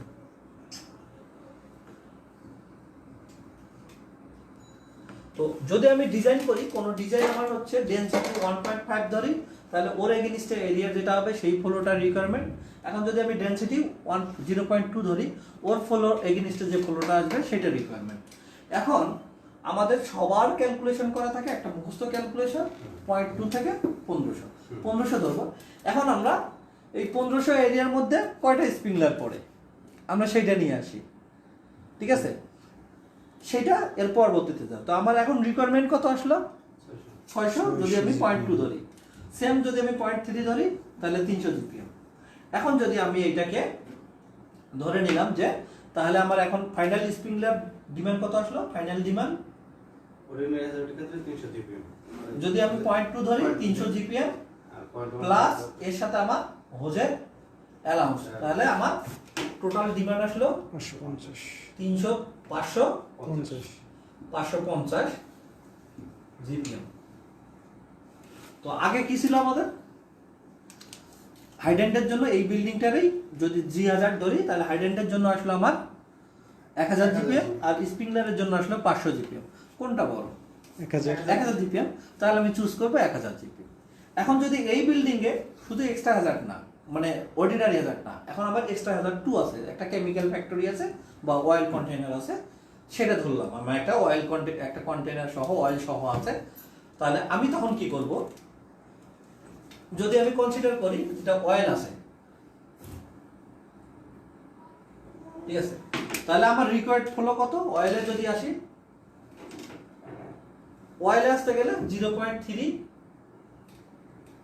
এবং মিনিমাম এরিয়া দেখেন তো 0.3 তে কত আসে? এক্সট্রা হাজারে 2500। 2500, তার মানে আপনার এনএফপি থেকে পাচ্ছেন মিনিমাম। যদি আপনি 0.3 ধরেন ডেনসিটি, তাহলে ওর এগেইনস্টে এরিয়া হচ্ছে 2500 ধরতে হবে। এখন যদি আপনি 0.3 না ধরে 0.2 ধরেন, তখন দেখেন তো 25 ধরেন, তখন এরিয়া কত আছে? 0.25 ধরলে এরিয়া আসে হচ্ছে যে আমি যদি 0.3 ধরি তখন এরিয়া আসতেছে 0.25 2500, 2500, তখন আমার ফলো আসতেছে 750। এখন যদি আমি 0.3 না ধরে 0.25 ধরি, ওর আন্ডারে কত আসতেছে? আসতেছে 3800। আচ্ছা, 3800 এরিয়া। তাহলে আমি এটাকে 0.25 কনসিডার করলাম, তাহলে 3800 এরিয়া। এর ডিমান্ডটা কত আসতেছে? 0.25 এর সাথে 3800, তখন আসতেছে 950 জিপিএম, ঠিক আছে? তো একটাতে আমরা যদি 0.3 কনসিডার করি তখন আসতেছে 2500, আর যদি 0.25 কনসিডার করি তখন আসতেছে 950। তো এখন আমরা যে ডিজাইনার আছে সে কনসিডার করবে কোন এরিয়াটা, সেটা হচ্ছে এই যে কার্ভটা থাকবে, এই কার্ভের নিচে এই 0.25 থেকে 0.3 পর্যন্ত যে কোনো একটা ডেনসিটি কনসিডার করে ওই এগেইনস্টে যে এরিয়াটা হবে সেই এরিয়াটা কনসিডার করবে। এই ডেনসিটির মানে কনসিডার করার কোনো ইয়ে আছে কিনা, গাইডলাইন? না, গাইডলাইন ওই গ্রাফে বলে দিছে কোন হ্যাজার্ড আপনার। আচ্ছা, এটা হ্যাজার্ডটা কোনটা? হ্যাজার্ড অনুযায়ী আমি ধরলাম, হ্যাঁ। কিন্তু ডেনসিটি আমি 0.25 নেব নাকি 0.3 নিব, এটা হ্যাঁ, এটা এই যে কার্ভটা আছে, এই কার্ভটার এই এরিয়াটুকু হচ্ছে এক্সট্রা হাজার 2 এরিয়া। এই কার্ভের নিচে যে কোনো ডেনসিটি আপনি কনসিডার করবেন বিফোর আরেকটা হাজার। এটার হাজার কি? এক্সট্রা হাজার 1, এটা হাজার কি? এক্সট্রা হাজার 2। এক্সট্রা হাজার 1 এবং 2 মাঝে যে কোনো একটা ডেনসিটি এখন কনসিডার। আমার কোশ্চেন হচ্ছে যে আমি কি মিনিমাম নিব নাকি ম্যাক্সিমাম এটা ডেনসিটি? ডিজাইনের উপরে, ডিজাইনার কি ধরতেছে। হ্যাঁ, আমি তো ডিজাইনার কি ধরতেছে? ডিজাইনার চাবে সে কস্ট কমাবে, আচ্ছা আচ্ছা, ঠিক আছে? ডিজাইনার কষ্টের চাবে ব্যাপার আছে। এফেক্টিভ করবে। সেই মিনিমাম রিকোয়ারমেন্টে আমি মিনিমাম রিকোয়ারমেন্টটা হলো ফায়ারটাকে সাপ্রেশন করতে পারবো। তো আমি যদি ছোটটা ধরি তাহলে আমার পাম্প ছোট আসতেছে, দাম কম। এখন যদি বড় ধরি, মানে এরিয়া বড় ধরি, তাহলে পাম্প বড় আসতেছে, কারণ আমি ডেনসিটি কমায় এরিয়া আমার চলে আসছে। আতিকুর রহমান স্যারের একটা প্রশ্ন ছিল ভাই, জিটা আবার একটু বললে ভালো হয়। কোনটা? জি হচ্ছে অর্ডিনারি হাজার। হ্যাঁ, জির বিষয়টা আবার একটু। আচ্ছা, ওকে। জির বিষয়টা হচ্ছে আমি হচ্ছে জির আগে লাইট হ্যাজার্ড আছে, লাইট হ্যাজার্ড থেকে অর্ডিনারি হ্যাজার্ডের মধ্যে যে কার্ভটা আছে, এই কার্ভের মধ্যে যে কোনো একটা ডেনসিটি আমি চুজ করব। যদি আমি 0.2 ডেনসিটি চুজ করি, এর এগেইনস্টে যে এরিয়াটা হবে সেই এরিয়াটা চুজ করব। যদি 0.1 এর বেশি যেটা চুজ করব, তার এগেইনস্টে যে এরিয়াটা আছে সেই এরিয়াটা চুজ করব। সেম এখানেও লাইট এক্সট্রা হাজার 2 তে যাচ্ছি, এক্সট্রা হাজার 2 আগের হাজার আছে এক্সট্রা হাজার 1, এই এক্সট্রা হাজারের মাঝে যে কোনো একটা ডেনসিটি 0.02 থেকে 25 থেকে 0.1 মধ্যে যে কোনো একটা ডেনসিটি আমি কনসিডার করবো, তার এগেইনস্টে এরিয়া কনসিডার করবো। তো আমি যদি মিনিমামটাও করি তাহলে এক্সট্রা হ্যাজার্ডের মিনিমাম ডেনসিটি যখন আমি মিনিমাম এরিয়া কনসিডার করবো 2500, তখন আমার ডেনসিটি হচ্ছে 0.3। ঠিক আছে, তাহলে আমার জিপিএম একটাতে আসতেছে, যদি আমি ডেনসিটি কম কনসিডার করি আমার ওয়াটার ফ্লো বেশি লাগবে। কারণ হচ্ছে এই ডেনসিটিটা আগেই সংজ্ঞায় বলে দিছি যে একটা এরিয়ায় নির্দিষ্ট সময়ের মধ্যে যে পরিমাণ পানি পড়লে সাপ্রেশন হবে সেটা হচ্ছে ওর ডেনসিটি। এখন যদি আমি ডেনসিটি কম ধরি তাহলে পানি কম পড়তেছে, তাহলে কতক্ষণ ধরে দরকার, তাহলে বেশি দরকার, ওই জন্য বেশি ফ্লো হচ্ছে পাম্পে একটা নির্দিষ্ট এরিয়ায়। এখন যদি আমার ডেনসিটি বেশি ধরি তার মানে পানি বেশি পড়তেছে, তাহলে কম পানি হলে কম রিকোয়ারমেন্ট পার মিনিটে। যদি আমি কম পানি পড়ে তাহলে আমার বেশি টাইম ধরে ফায়ার করতে হবে, বেশি টাইমে ফায়ার করতে গেলে বেশি ফ্লোর লাগবে। একই টাইমে যদি বেশি টাইম ধরলে আমার এক্সপ্লোর হবে। আমি যদি বেশি টাইম না করে ফ্লো বাড়াই দিই তাহলে আমার জিপিএম, অর্থাৎ ডেনসিটিটা বেশি নিলে আগুনটা নিভাতে সহজ হবে। হ্যাঁ, আগুন ডেনসিটি বেশি নিলে সময় কম লাগবে। সময় কম লাগবে, কারণ Okay. একটা নির্দিষ্ট টাইমের মধ্যে বেশি আকারে পানি পড়তেছে। সেটা ধরেন আমার যদি কনসিডার করি এইটুকু আমার এরিয়া, জি, এই এরিয়াটা 1 ফিট, এটা 1 ফিট। ঠিক আছে, এখন আমি এইটাকে ফাইট করলাম 1 মিনিট ধরে। ঠিক আছে, এখন যদি 1 মিনিট ধরে আমি 100 জিপিএম পানি দিই তাহলে এই এরিয়াটাতে যে পরিমাণ সাপ্রেশন হবে, আমি যদি 100 জিপিএম না দিই এখানে 300 জিপিএম দিই, কোনটাতে বেশি? আমি 1 মিনিট ধরে 300 জিপিএম দিই, কোনটা বেশি আমার উপকার? জি 300 জিপিএম। 300 জিপিএমটাতে বেশি হলে আমার 1 মিনিট ধরে দিলে ওই জায়গায় বন্যা হয়ে যাবে, 2 মিনিট ধরলে বেশি হয়ে যাবে।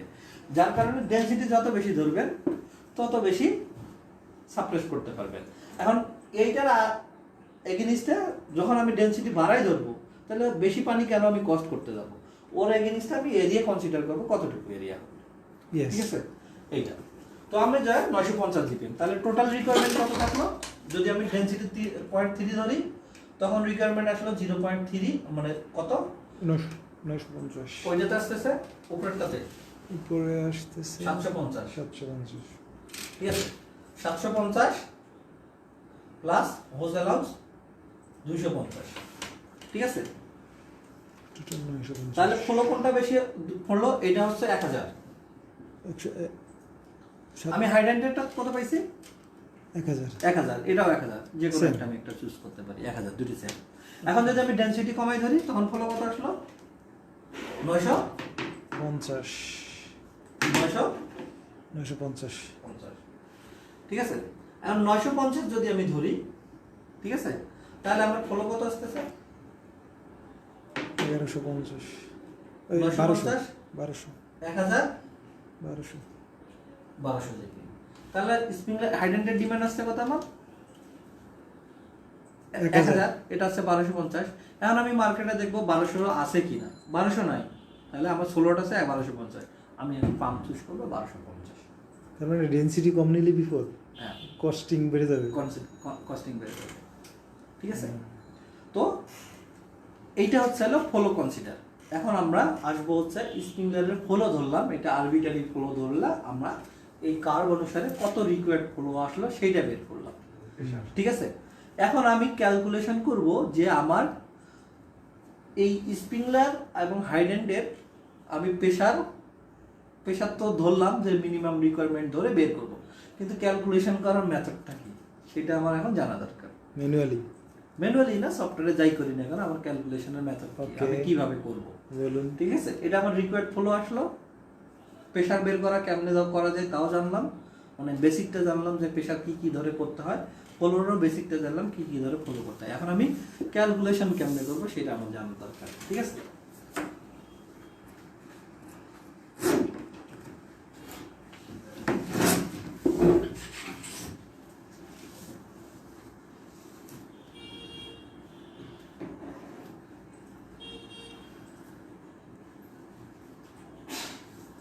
নেক্সট টাইম আমরা আগামী শুক্রবারে আবার লাইভ আসবো, আশা করি আমাদের সাউন্ড ভিডিও সব কিছু ইমপ্রুভ হবে। তো এখন আমরা আমাদের একটু সময় দিবেন।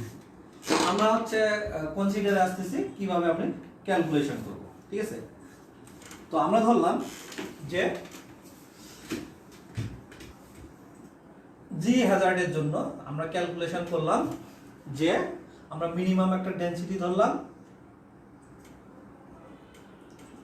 জি হ্যাজার্ডের জন্য 1500 এরিয়া স্কয়ার ফিট, আর হচ্ছে ডেনসিটি ছিল 2 জিপিএম পার স্কয়ার ফিট, ঠিক আছে? তো এইটা গেল আমার জিপিএম।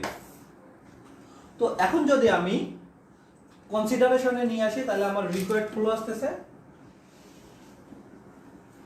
1500, ডেনসিটি হচ্ছে 0.2, ক্যালকুলেশন করলে কত আসে 300 জিপিএম। ঠিক আছে, আমার রিকোয়ার্ড 300 জিপি। এখন আমি 300 জিপিএম কে 1500 স্কয়ার ফিটের মধ্যে আমি কনসিডারেশনে নিয়ে আসব। এখন যদি আমার জি হাজার হয় তাহলে আমরা ডিজাইন করলাম স্প্রিংলারের এই 1500 স্কয়ার ফিটের মধ্যে আমার স্প্রিংলার আছে 1500 স্কয়ার ফিটের মধ্যে,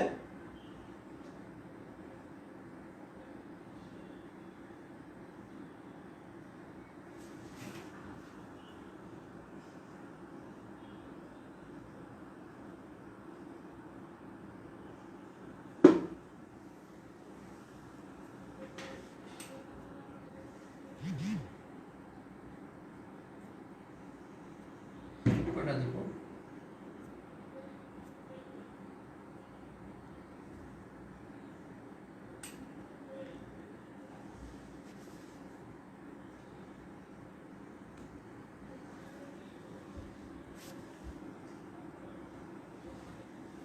আমাদের এই 1500 এই যে 1500 এরিয়ার মধ্যে আমরা কি করলাম, এখন আমরা ডিজাইন করব লাইট হ্যাজার্ডের জন্য ম্যাক্সিমাম এরিয়া কত, অর্ডিনারি হ্যাজার্ডের জন্য পার স্প্রিংলার আমি কত করব, এক্সট্রা হ্যাজার্ডের জন্য পার স্প্রিংলার কত করব। তো এখন আমাদের যদি আমরা জি হ্যাজার্ডে আসি, যেহেতু কনসিডার করতেছি আমরা অর্ডিনারি হ্যাজার্ড, তাহলে অর্ডিনারি হ্যাজার্ডে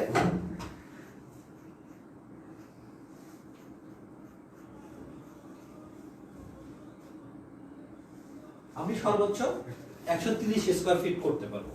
অর্ডিনারি যদি আমার অর্ডিনারি হ্যাজার্ড হয় তাহলে আমি এনএফপিএ 13 অনুসারে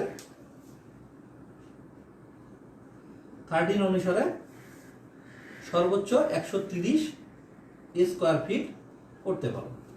এখন আমি ধরে নিলাম যে 100 স্কয়ার ফিট করে পার স্প্রিংলার করলাম, বা যাই করি না কেন আমি সর্বোচ্চ করতে পারবো 130 স্কয়ার ফিট পার স্প্রিংলারে। আমার এরিয়া কত 1500। তো আমি ধরে নিলাম আমার এই যে ডিজাইনার ডিজাইন করছে সে এই 1500 এরিয়ার মধ্যে 15টা স্প্রিংলার রাখছে, ঠিক আছে? তাহলে 15টা স্প্রিংলার রাখলে আমার পার স্প্রিংলারে রিকোয়ারমেন্ট কত হচ্ছে, মানে 1500-র মধ্যে 15টা স্প্রিংলার আছে, ঠিক আছে? তাহলে আমি পার স্প্রিংলারের রিকোয়ারমেন্ট আসতেছে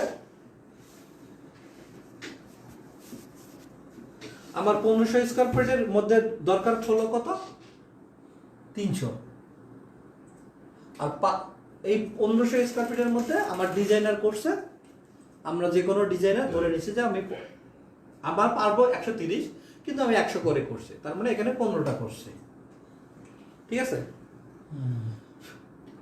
15টা করছি। তো এখন 15টা করলে আমার পার স্প্রিংলারের হলো কত আসতেছে, 15 দিয়ে যদি আমি ভাগ করি তাহলে 20 জিপিএম। যদি 20 জিপিএম হয় তাহলে পার স্প্রিংলারে যদি 20 জিপিএম করে দিতে পারে তাহলে আমার এই জায়গাটা সাপ্রেশন করতে পারবে। এখন আমি আসব কোন ধরনের স্প্রিংলার চুজ করব, ঠিক আছে? এখন আমি এই 15টা স্প্রিংলার আমি কোন ধরনের চুজ করব, আমার রিকোয়ারমেন্ট পার মিনিমাম রিকোয়ারমেন্ট পার স্প্রিংলারে 20 জিপিএম, এখন বেশি হতে পারে কম দিতে পারবো না। আমি যে ধরনের স্প্রিংলারে চুজ করি না কেন আমি কখনো 20 জিপিএম এর কম দিতে পারবো না, ঠিক আছে? আমার মাথায় রাখতে হবে আমার যে ডিজাইন আছে আমার 1500 এরিয়া কভার করতে গেলে আমার দরকার হচ্ছে 300 জিপিএম ওয়াটার। এখন 300 জিপিএম ওয়াটারের জন্য আমি ডিজাইন করছি যে 15টা নজেল দিয়ে আমি 300 জিপিএম ওই জায়গাটাতে স্প্রে করব। ঠিক আছে, এখন এই 15টা স্প্রিংলারে আমি স্প্রে করব, কি দিয়ে স্প্রে করব, কোন টাইপ দিয়ে করব, কত বড় দিয়ে করব, ছোট দিয়ে করব, না কি করব, যাই করি না কেন আমি 1500 জিপিএম দিয়ে আমি 20 জিপিএম যেন হয় সেই টাইপের স্প্রিংলার দিয়ে আমি স্প্রে করব। তো এখন আমি কনসিডার করব কোন টাইপের স্প্রিংলার দিয়ে আমার 1500 জিপিএম 20 জিপিএম পানি দিতে পারবো, মিনিমাম রিকোয়ারমেন্ট। তো দেখেন, আমরা যদি স্প্রিংলারের একটা ইকুয়েশন থেকে আসি, আমরা যদি হাইড্রোলিকের কোনো ইকুয়েশন থেকে আসি, কোনো অরিফিস দিয়ে যদি ফ্লো হয়, কিউ ইজিক্যাল টু, এটা হাইড্রোলিকের ইকুয়েশনে পাবেন, সিডি A0 √2GH। অর্থাৎ কোনো অরিফিস বা কোনো ট্যাপ, কোনো নজেল, কোনো কিছু দিয়ে ভিতর যদি ওয়াটার ফ্লো হয়, সেই ফ্লো সমান CA A0 √2GH।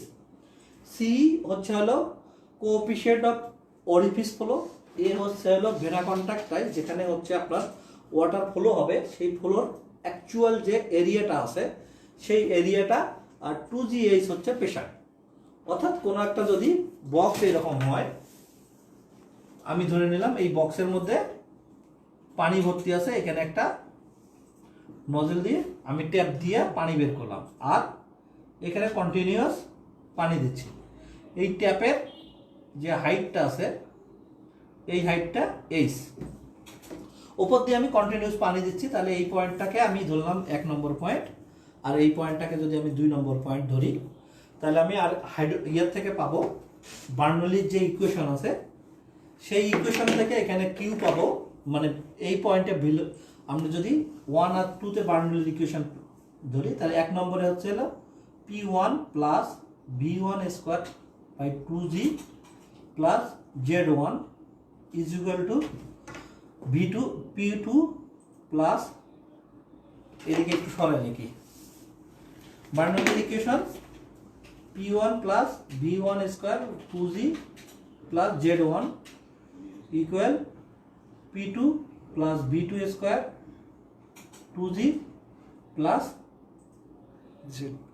Z2। ঠিক আছে, তাহলে আমার এই পয়েন্টটা এইখানে না ধরে আমি যদি এই পয়েন্টটা এই জায়গাটাতে ধরি, যে আমি এই পয়েন্ট আর এই পয়েন্টে বার্নৌলির ইকুয়েশন দিচ্ছি, এইখানে আমার কি হচ্ছে, ওয়াটার কন্টিনিউস, এখান থেকে আমি একটা নির্দিষ্ট ফ্লোয় ওয়াটার দিচ্ছি, আর এই হাইটটাকে আমার আনচেঞ্জ থাকতেছে, কোনো চেঞ্জ হচ্ছে না, যে পরিমাণ ফ্লো দিচ্ছে সেই পরিমাণ পানি আমার বের হয়ে যাচ্ছে। তাহলে কি হবে, এই পয়েন্টে আমার বার্নৌলির ইকুয়েশন অনুসারে এটা ফ্রি সারফেস, ওয়াটারের ফ্রি সারফেসের যে প্রেশারটা থাকবে, সেই প্রেশারটা হচ্ছে হলো অ্যাটমসফেরিক প্রেশার। ঠিক একই জায়গায় এই পয়েন্টে একটা পানি যখন বের হচ্ছে, আমি ট্যাপ যদি খুলে দেই, তাহলে ট্যাপ থেকে পানি বের হওয়ার সঙ্গে সঙ্গে কি হচ্ছে, ইয়ারে যাচ্ছে, ওখানে যে প্রেশারটা আছে সাইডে সেটাও অ্যাটমসফেরিক প্রেশার। তাহলে আমি এই প্রেশার আর এই প্রেশারটা দুই পাশ থেকে আউট করতে পারি।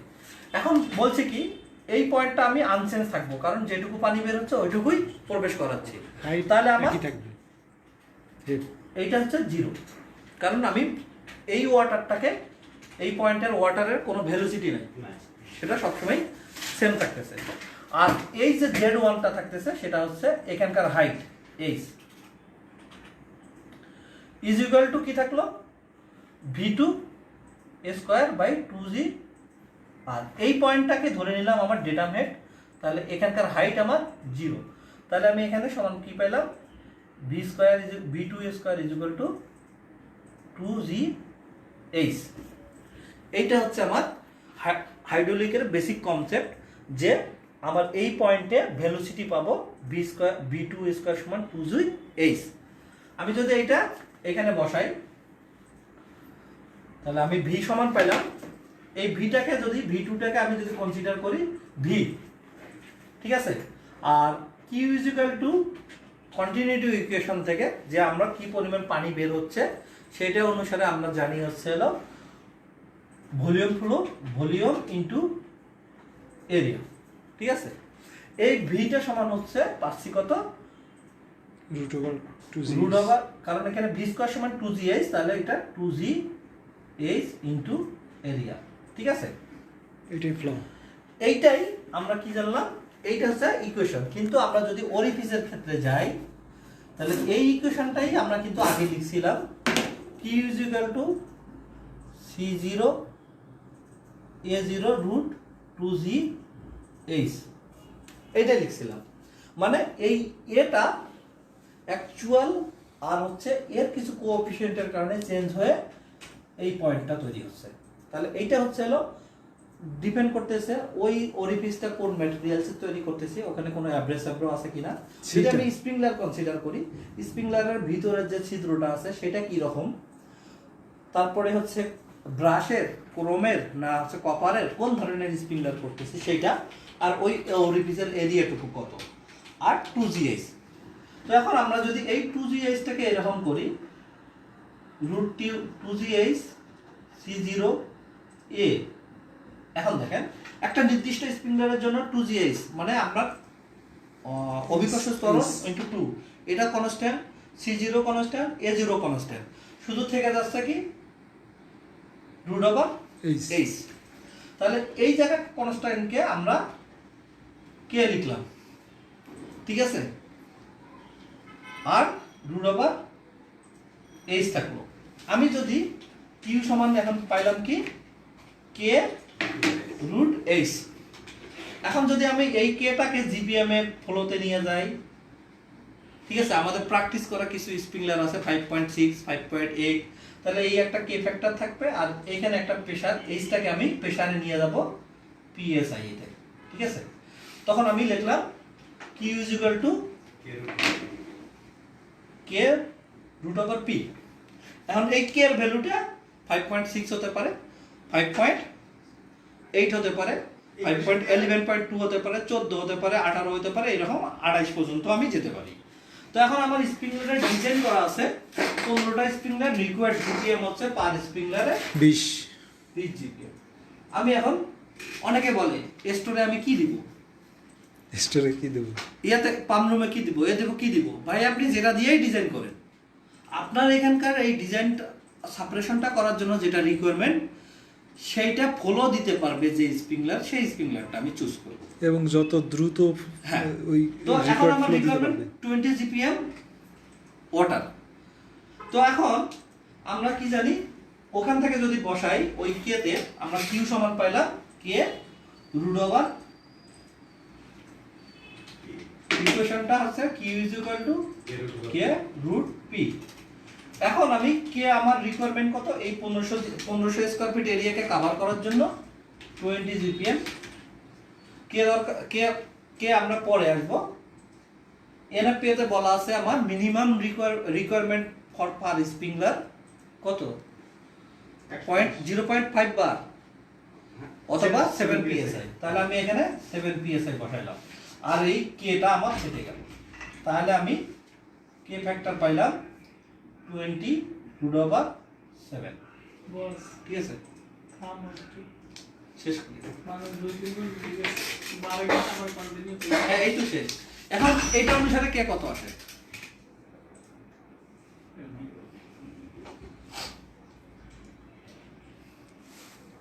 দাঁড়াও, একটু শেষ করে নিই।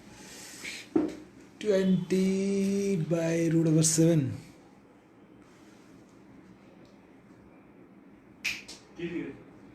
কত আসে এই যে এখানে, ও এখানেই তো আছে 20 ভাগ 2 পয়েন্ট কত আসছে, √7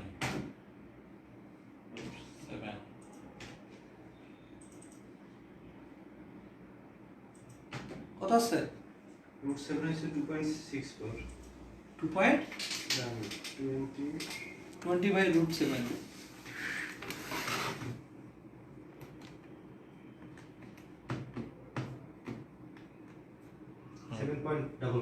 সেভেন পয়েন্ট কে 7.55, ঠিক আছে। তো আমার তখন কে কি করতে হবে, এইটে যেতে হবে। কে এইটে যেতে হবে, ঠিক আছে। তাহলে আমার প্রেশার কত কনসিডার করছি, মিনিমাম 7 বার। আমার মিনিমাম 7 psi স্প্রিংলারে যদি থাকে, একটা রিমোট স্প্রিংলার, সেই স্প্রিংলারে 7 psi থাকবে, তখন আমার 20 GPM এর ক্যালকুলেশনে দিতে গেলে কে ফ্যাক্টর আমার 8 যেতে হচ্ছে। তাহলে জি হাজার হোক আর কি হাজার হোক, স্টোর হোক আর কি হয় হোক, তখন আমার স্টোর ছাড়া যদি মানে প্রোডাকশন হোক কি হয় হোক, তখন আমার লাগতেছে কে ফ্যাক্টর 7.8। এখন যদি আমি মনে করি না কে ফ্যাক্টর আমি জানা আছে, ঠিক আছে, আমি কে ফ্যাক্টর 5.6 ইউজ করব এখানে, তখন আমার প্রেশার কত হয়েছে সেইটা আমরা সফটওয়্যার দিয়ে বের করি যে আমার রিকোয়ার্ড প্রেশার কত আছে। আমি স্প্রিংলার এখানে 5.6 দিছি, তাহলে তখন আমার কত রিকোয়ার্ড আসে? প্রেশার কত? ঠিক আছে, সেইটার জন্য আমরা কি করি, আগে জানছিলাম আমরা যে মিনিমাম রিকোয়ারমেন্ট দিলে আমার এটা ফায়ারকে কন্ট্রোল করতে গেলে যদি আমি মিনিমাম 7 psi প্রেসার দেই, তাহলে আমি এখানে কে ফ্যাক্টর 8 ইউজ করলে আমার এই 1500 স্কয়ার ফিট অ্যাকচুয়াল ডিজাইনে কভার হবে। এখন যদি আমি বলি যে না আমি কে ফ্যাক্টর 8 অনেক দাম, আমি কে ফ্যাক্টর 5.6 ইউজ করব। কে ফ্যাক্টর 8 কিন্তু অনেক দাম, তখন কিন্তু আমার পাম্পের ডিমান্ড কমে যাচ্ছে। কিন্তু আমার স্প্রিংলারের ক্ষেত্রে দেখা গেছে হাইডেন্ডেরও ডিমান্ড আছে, হাইডেন্ডের হাই ডিমান্ড, স্প্রিংলারে ক্যালকুলেশন করে দেখা গেল লো ডিমান্ড চলে আসলো, কারণ এইগুলোর ব্যাক ক্যালকুলেশনে আসলো। তো এখন ধরে নিলাম না আমি 5.6 ইউজ করব, তাহলে তখন কি হলো, এই প্রেসারটা আমি 5.6 গুণ ওভার পি পি, এখান থেকে আমি পি কত পাচ্ছি, 20 স্কয়ার বাই 5.6 স্কয়ার, 20 বাই 5.6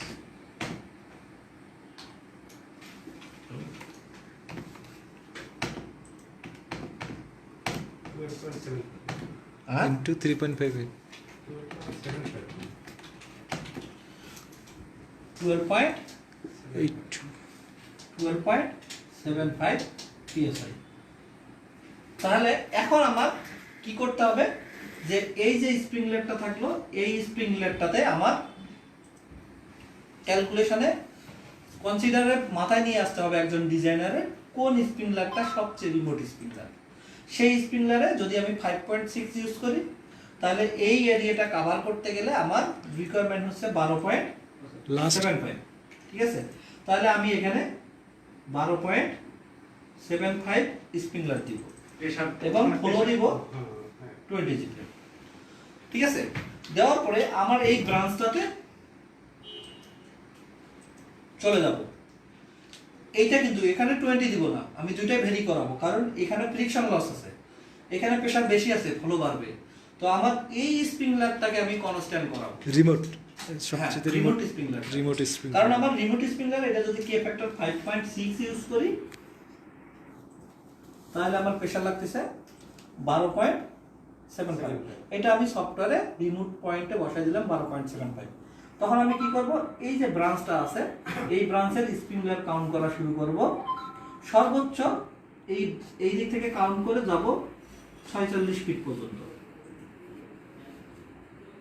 46 পর্যন্ত, ঠিক আছে। সর্বোচ্চ 46 এর মধ্যে যদি 1500 এরিয়া কভার হয় তাহলে এক লাইন, এখন যদি 1500 কভার না হয় তারপরের লাইনে যতটুকুতে 1500 কভার করবে সেটাতে যাবে, যদি সেটাতেও না যায় তারপরের লাইনে চলে যাবে, ঠিক আছে। এই বলে ক্যালকুলেশন করবে, কিন্তু কখনোই স্প্রিংলারের ব্রাঞ্চ 46 ফিটের বেশি ধরবো না, ক্যালকুলেশনে ধরবো না।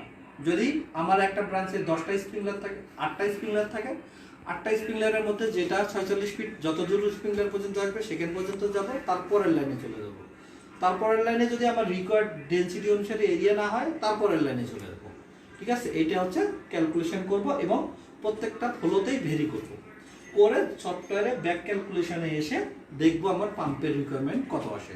আমার ফ্লো রিকোয়ারমেন্ট আসলে 300 GPM এর জন্য 550 আর প্রেসার কত আসে, ঠিক আছে।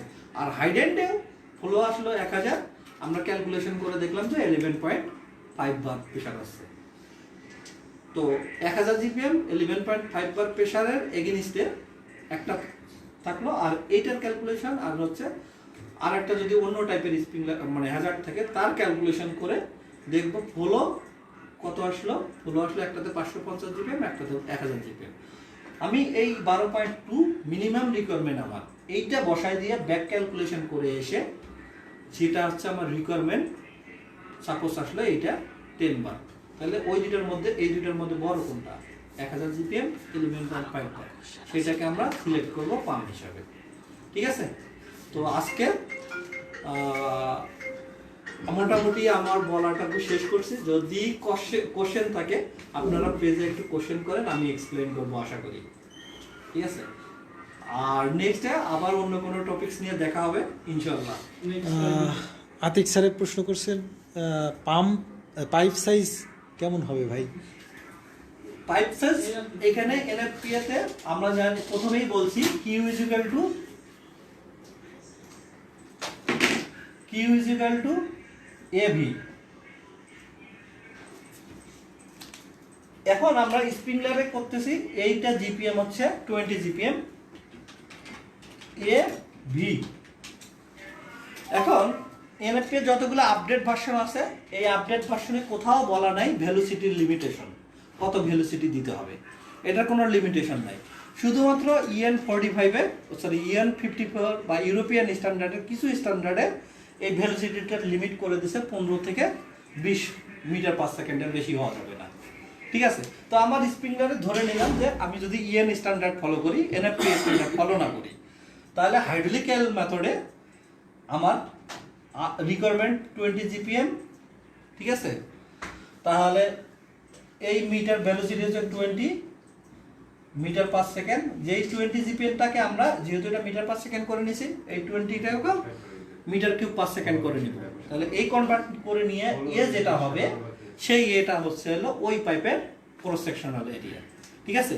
আর এনএফপিএ স্ট্যান্ডার্ড করতে গেলে যদি আমি হাইড্রোলিক ক্যালকুলেশন করি, তার কারণ কোনো ভেলোসিটি কনসিডারেশনের নেই। এখন আপনি স্প্রিংলারের 1 ইঞ্চি ইউজ করতে পারবেন, হাফ ইঞ্চি ইউজ করতে পারবেন, 6 ইঞ্চি ইউজ করতে পারবেন। কিন্তু আমাদের দেশে, বাংলাদেশে যতগুলো অডিটর আছে, আমরা আগের থেকে বেশি বুঝতাম, যার কারণে আমাদের অডিটরগুলো আমরা কনসিডার করে নিচ্ছি একই সাথে পাইপ শিডিউল অনুসারেও হাইড্রোলিক ক্যালকুলেশন দুইটাই দিতে হবে, অথচ যে কোনো একটা দিলেই হবে।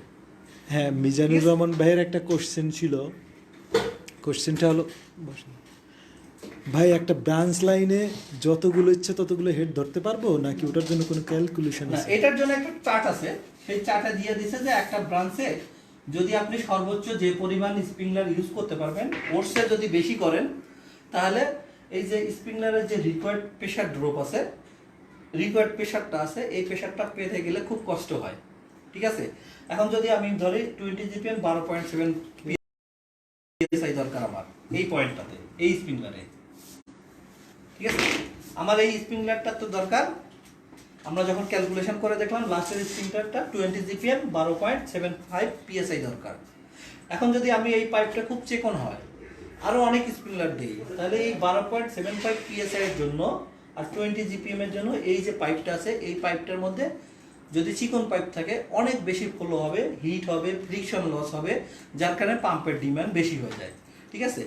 তো এই কারণে এনএফপিওতে একটা স্ট্যান্ডার্ড পাইপের টেবল দিছে যে আপনারা ব্রাঞ্চে এর বেশি যাবেন না, এর বেশি গেলে আপনার হচ্ছে ওই রিকোয়ারমেন্ট যেটা আছে সেটা অনেক বেশি হয়ে যায়, পাম্পের ডিমান্ড বাড়বে, দেখা যাবে এয়ার ডিমান্ড বাড়বে, তা পাম্পের সাইজ বাড়া মানে প্রজেক্ট কস্ট বাড়া।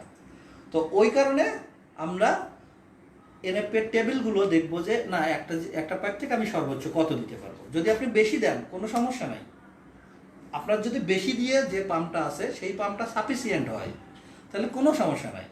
এখন যদি আপনার বেশি না দিয়ে পাইপ শিডিউল ঠিক রাখছেন, পাম্পও বড় কিনছেন, তাহলে এটা প্রজেক্টের লস, আপনার যারা প্রজেক্ট নিচ্ছেন তাদেরও লস, যারা হচ্ছে প্রজেক্ট করতেছে তাদেরও হিউজ পরিমাণ ইনভেস্ট হচ্ছে। তাহলে আমরা এইটা না করে আমার এই ক্যালকুলেশনের রিকোয়ারমেন্ট যে পাইপটা আছে সেই পাইপটাতে যাব, এবং যেন এইটা ফ্লো আর হচ্ছে প্রেশার আমি যাই না করি, আমার ইকুয়েশন একটাই, কি ইজ ইকুয়াল টু এবি। ঠিক আছে? আমি যাই করি না কেন, Q is equal to AB, আর ভি সমান আমার √2g এইচ। ঠিক আছে? তো এখানে যদি আমি এরিয়া ছোট করি তাহলে ফ্লো কনস্ট্যান্ট, কারণ আমার রিকোয়ারমেন্ট হচ্ছে এই জায়গাটাতে জন্য একটা স্প্রিংলার একটা ফ্লো কনস্ট্যান্ট, মানে যদি এক্সট্রা হাজার রিকোয়ার্ড ফ্লো দরকার। রিকোয়ার্ড ফ্লো, তাহলে আমি এই ফ্লোটা 20 GPM দিব। এখন আমি যদি এরিয়াটুকু ছোট করি তাহলে আমার কি প্রেসার হেডটাকে বাড়াই দিতে হচ্ছে। ঠিক আছে, তাহলে আমি কেন ছোট পাইপ দিয়ে পাম্পটাকে বাড়াবো? এই কারণে আমি যাই করি না কেন, পাম্পটার যদি আমরা পাইপ যে একজন কেউ স্ট্যান্ডার্ড যারা তৈরি করে তারা অনেক রিসার্চ করে, অনেক ল্যাব টেস্ট করে, অনেক ফিল্ড এক্সারসাইজ করে, করার পরে একটা স্ট্যান্ডার্ড তৈরি করে।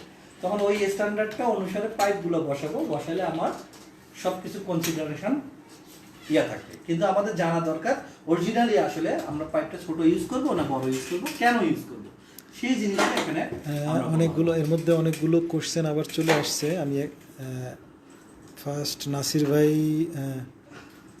জিজ্ঞেস করছেন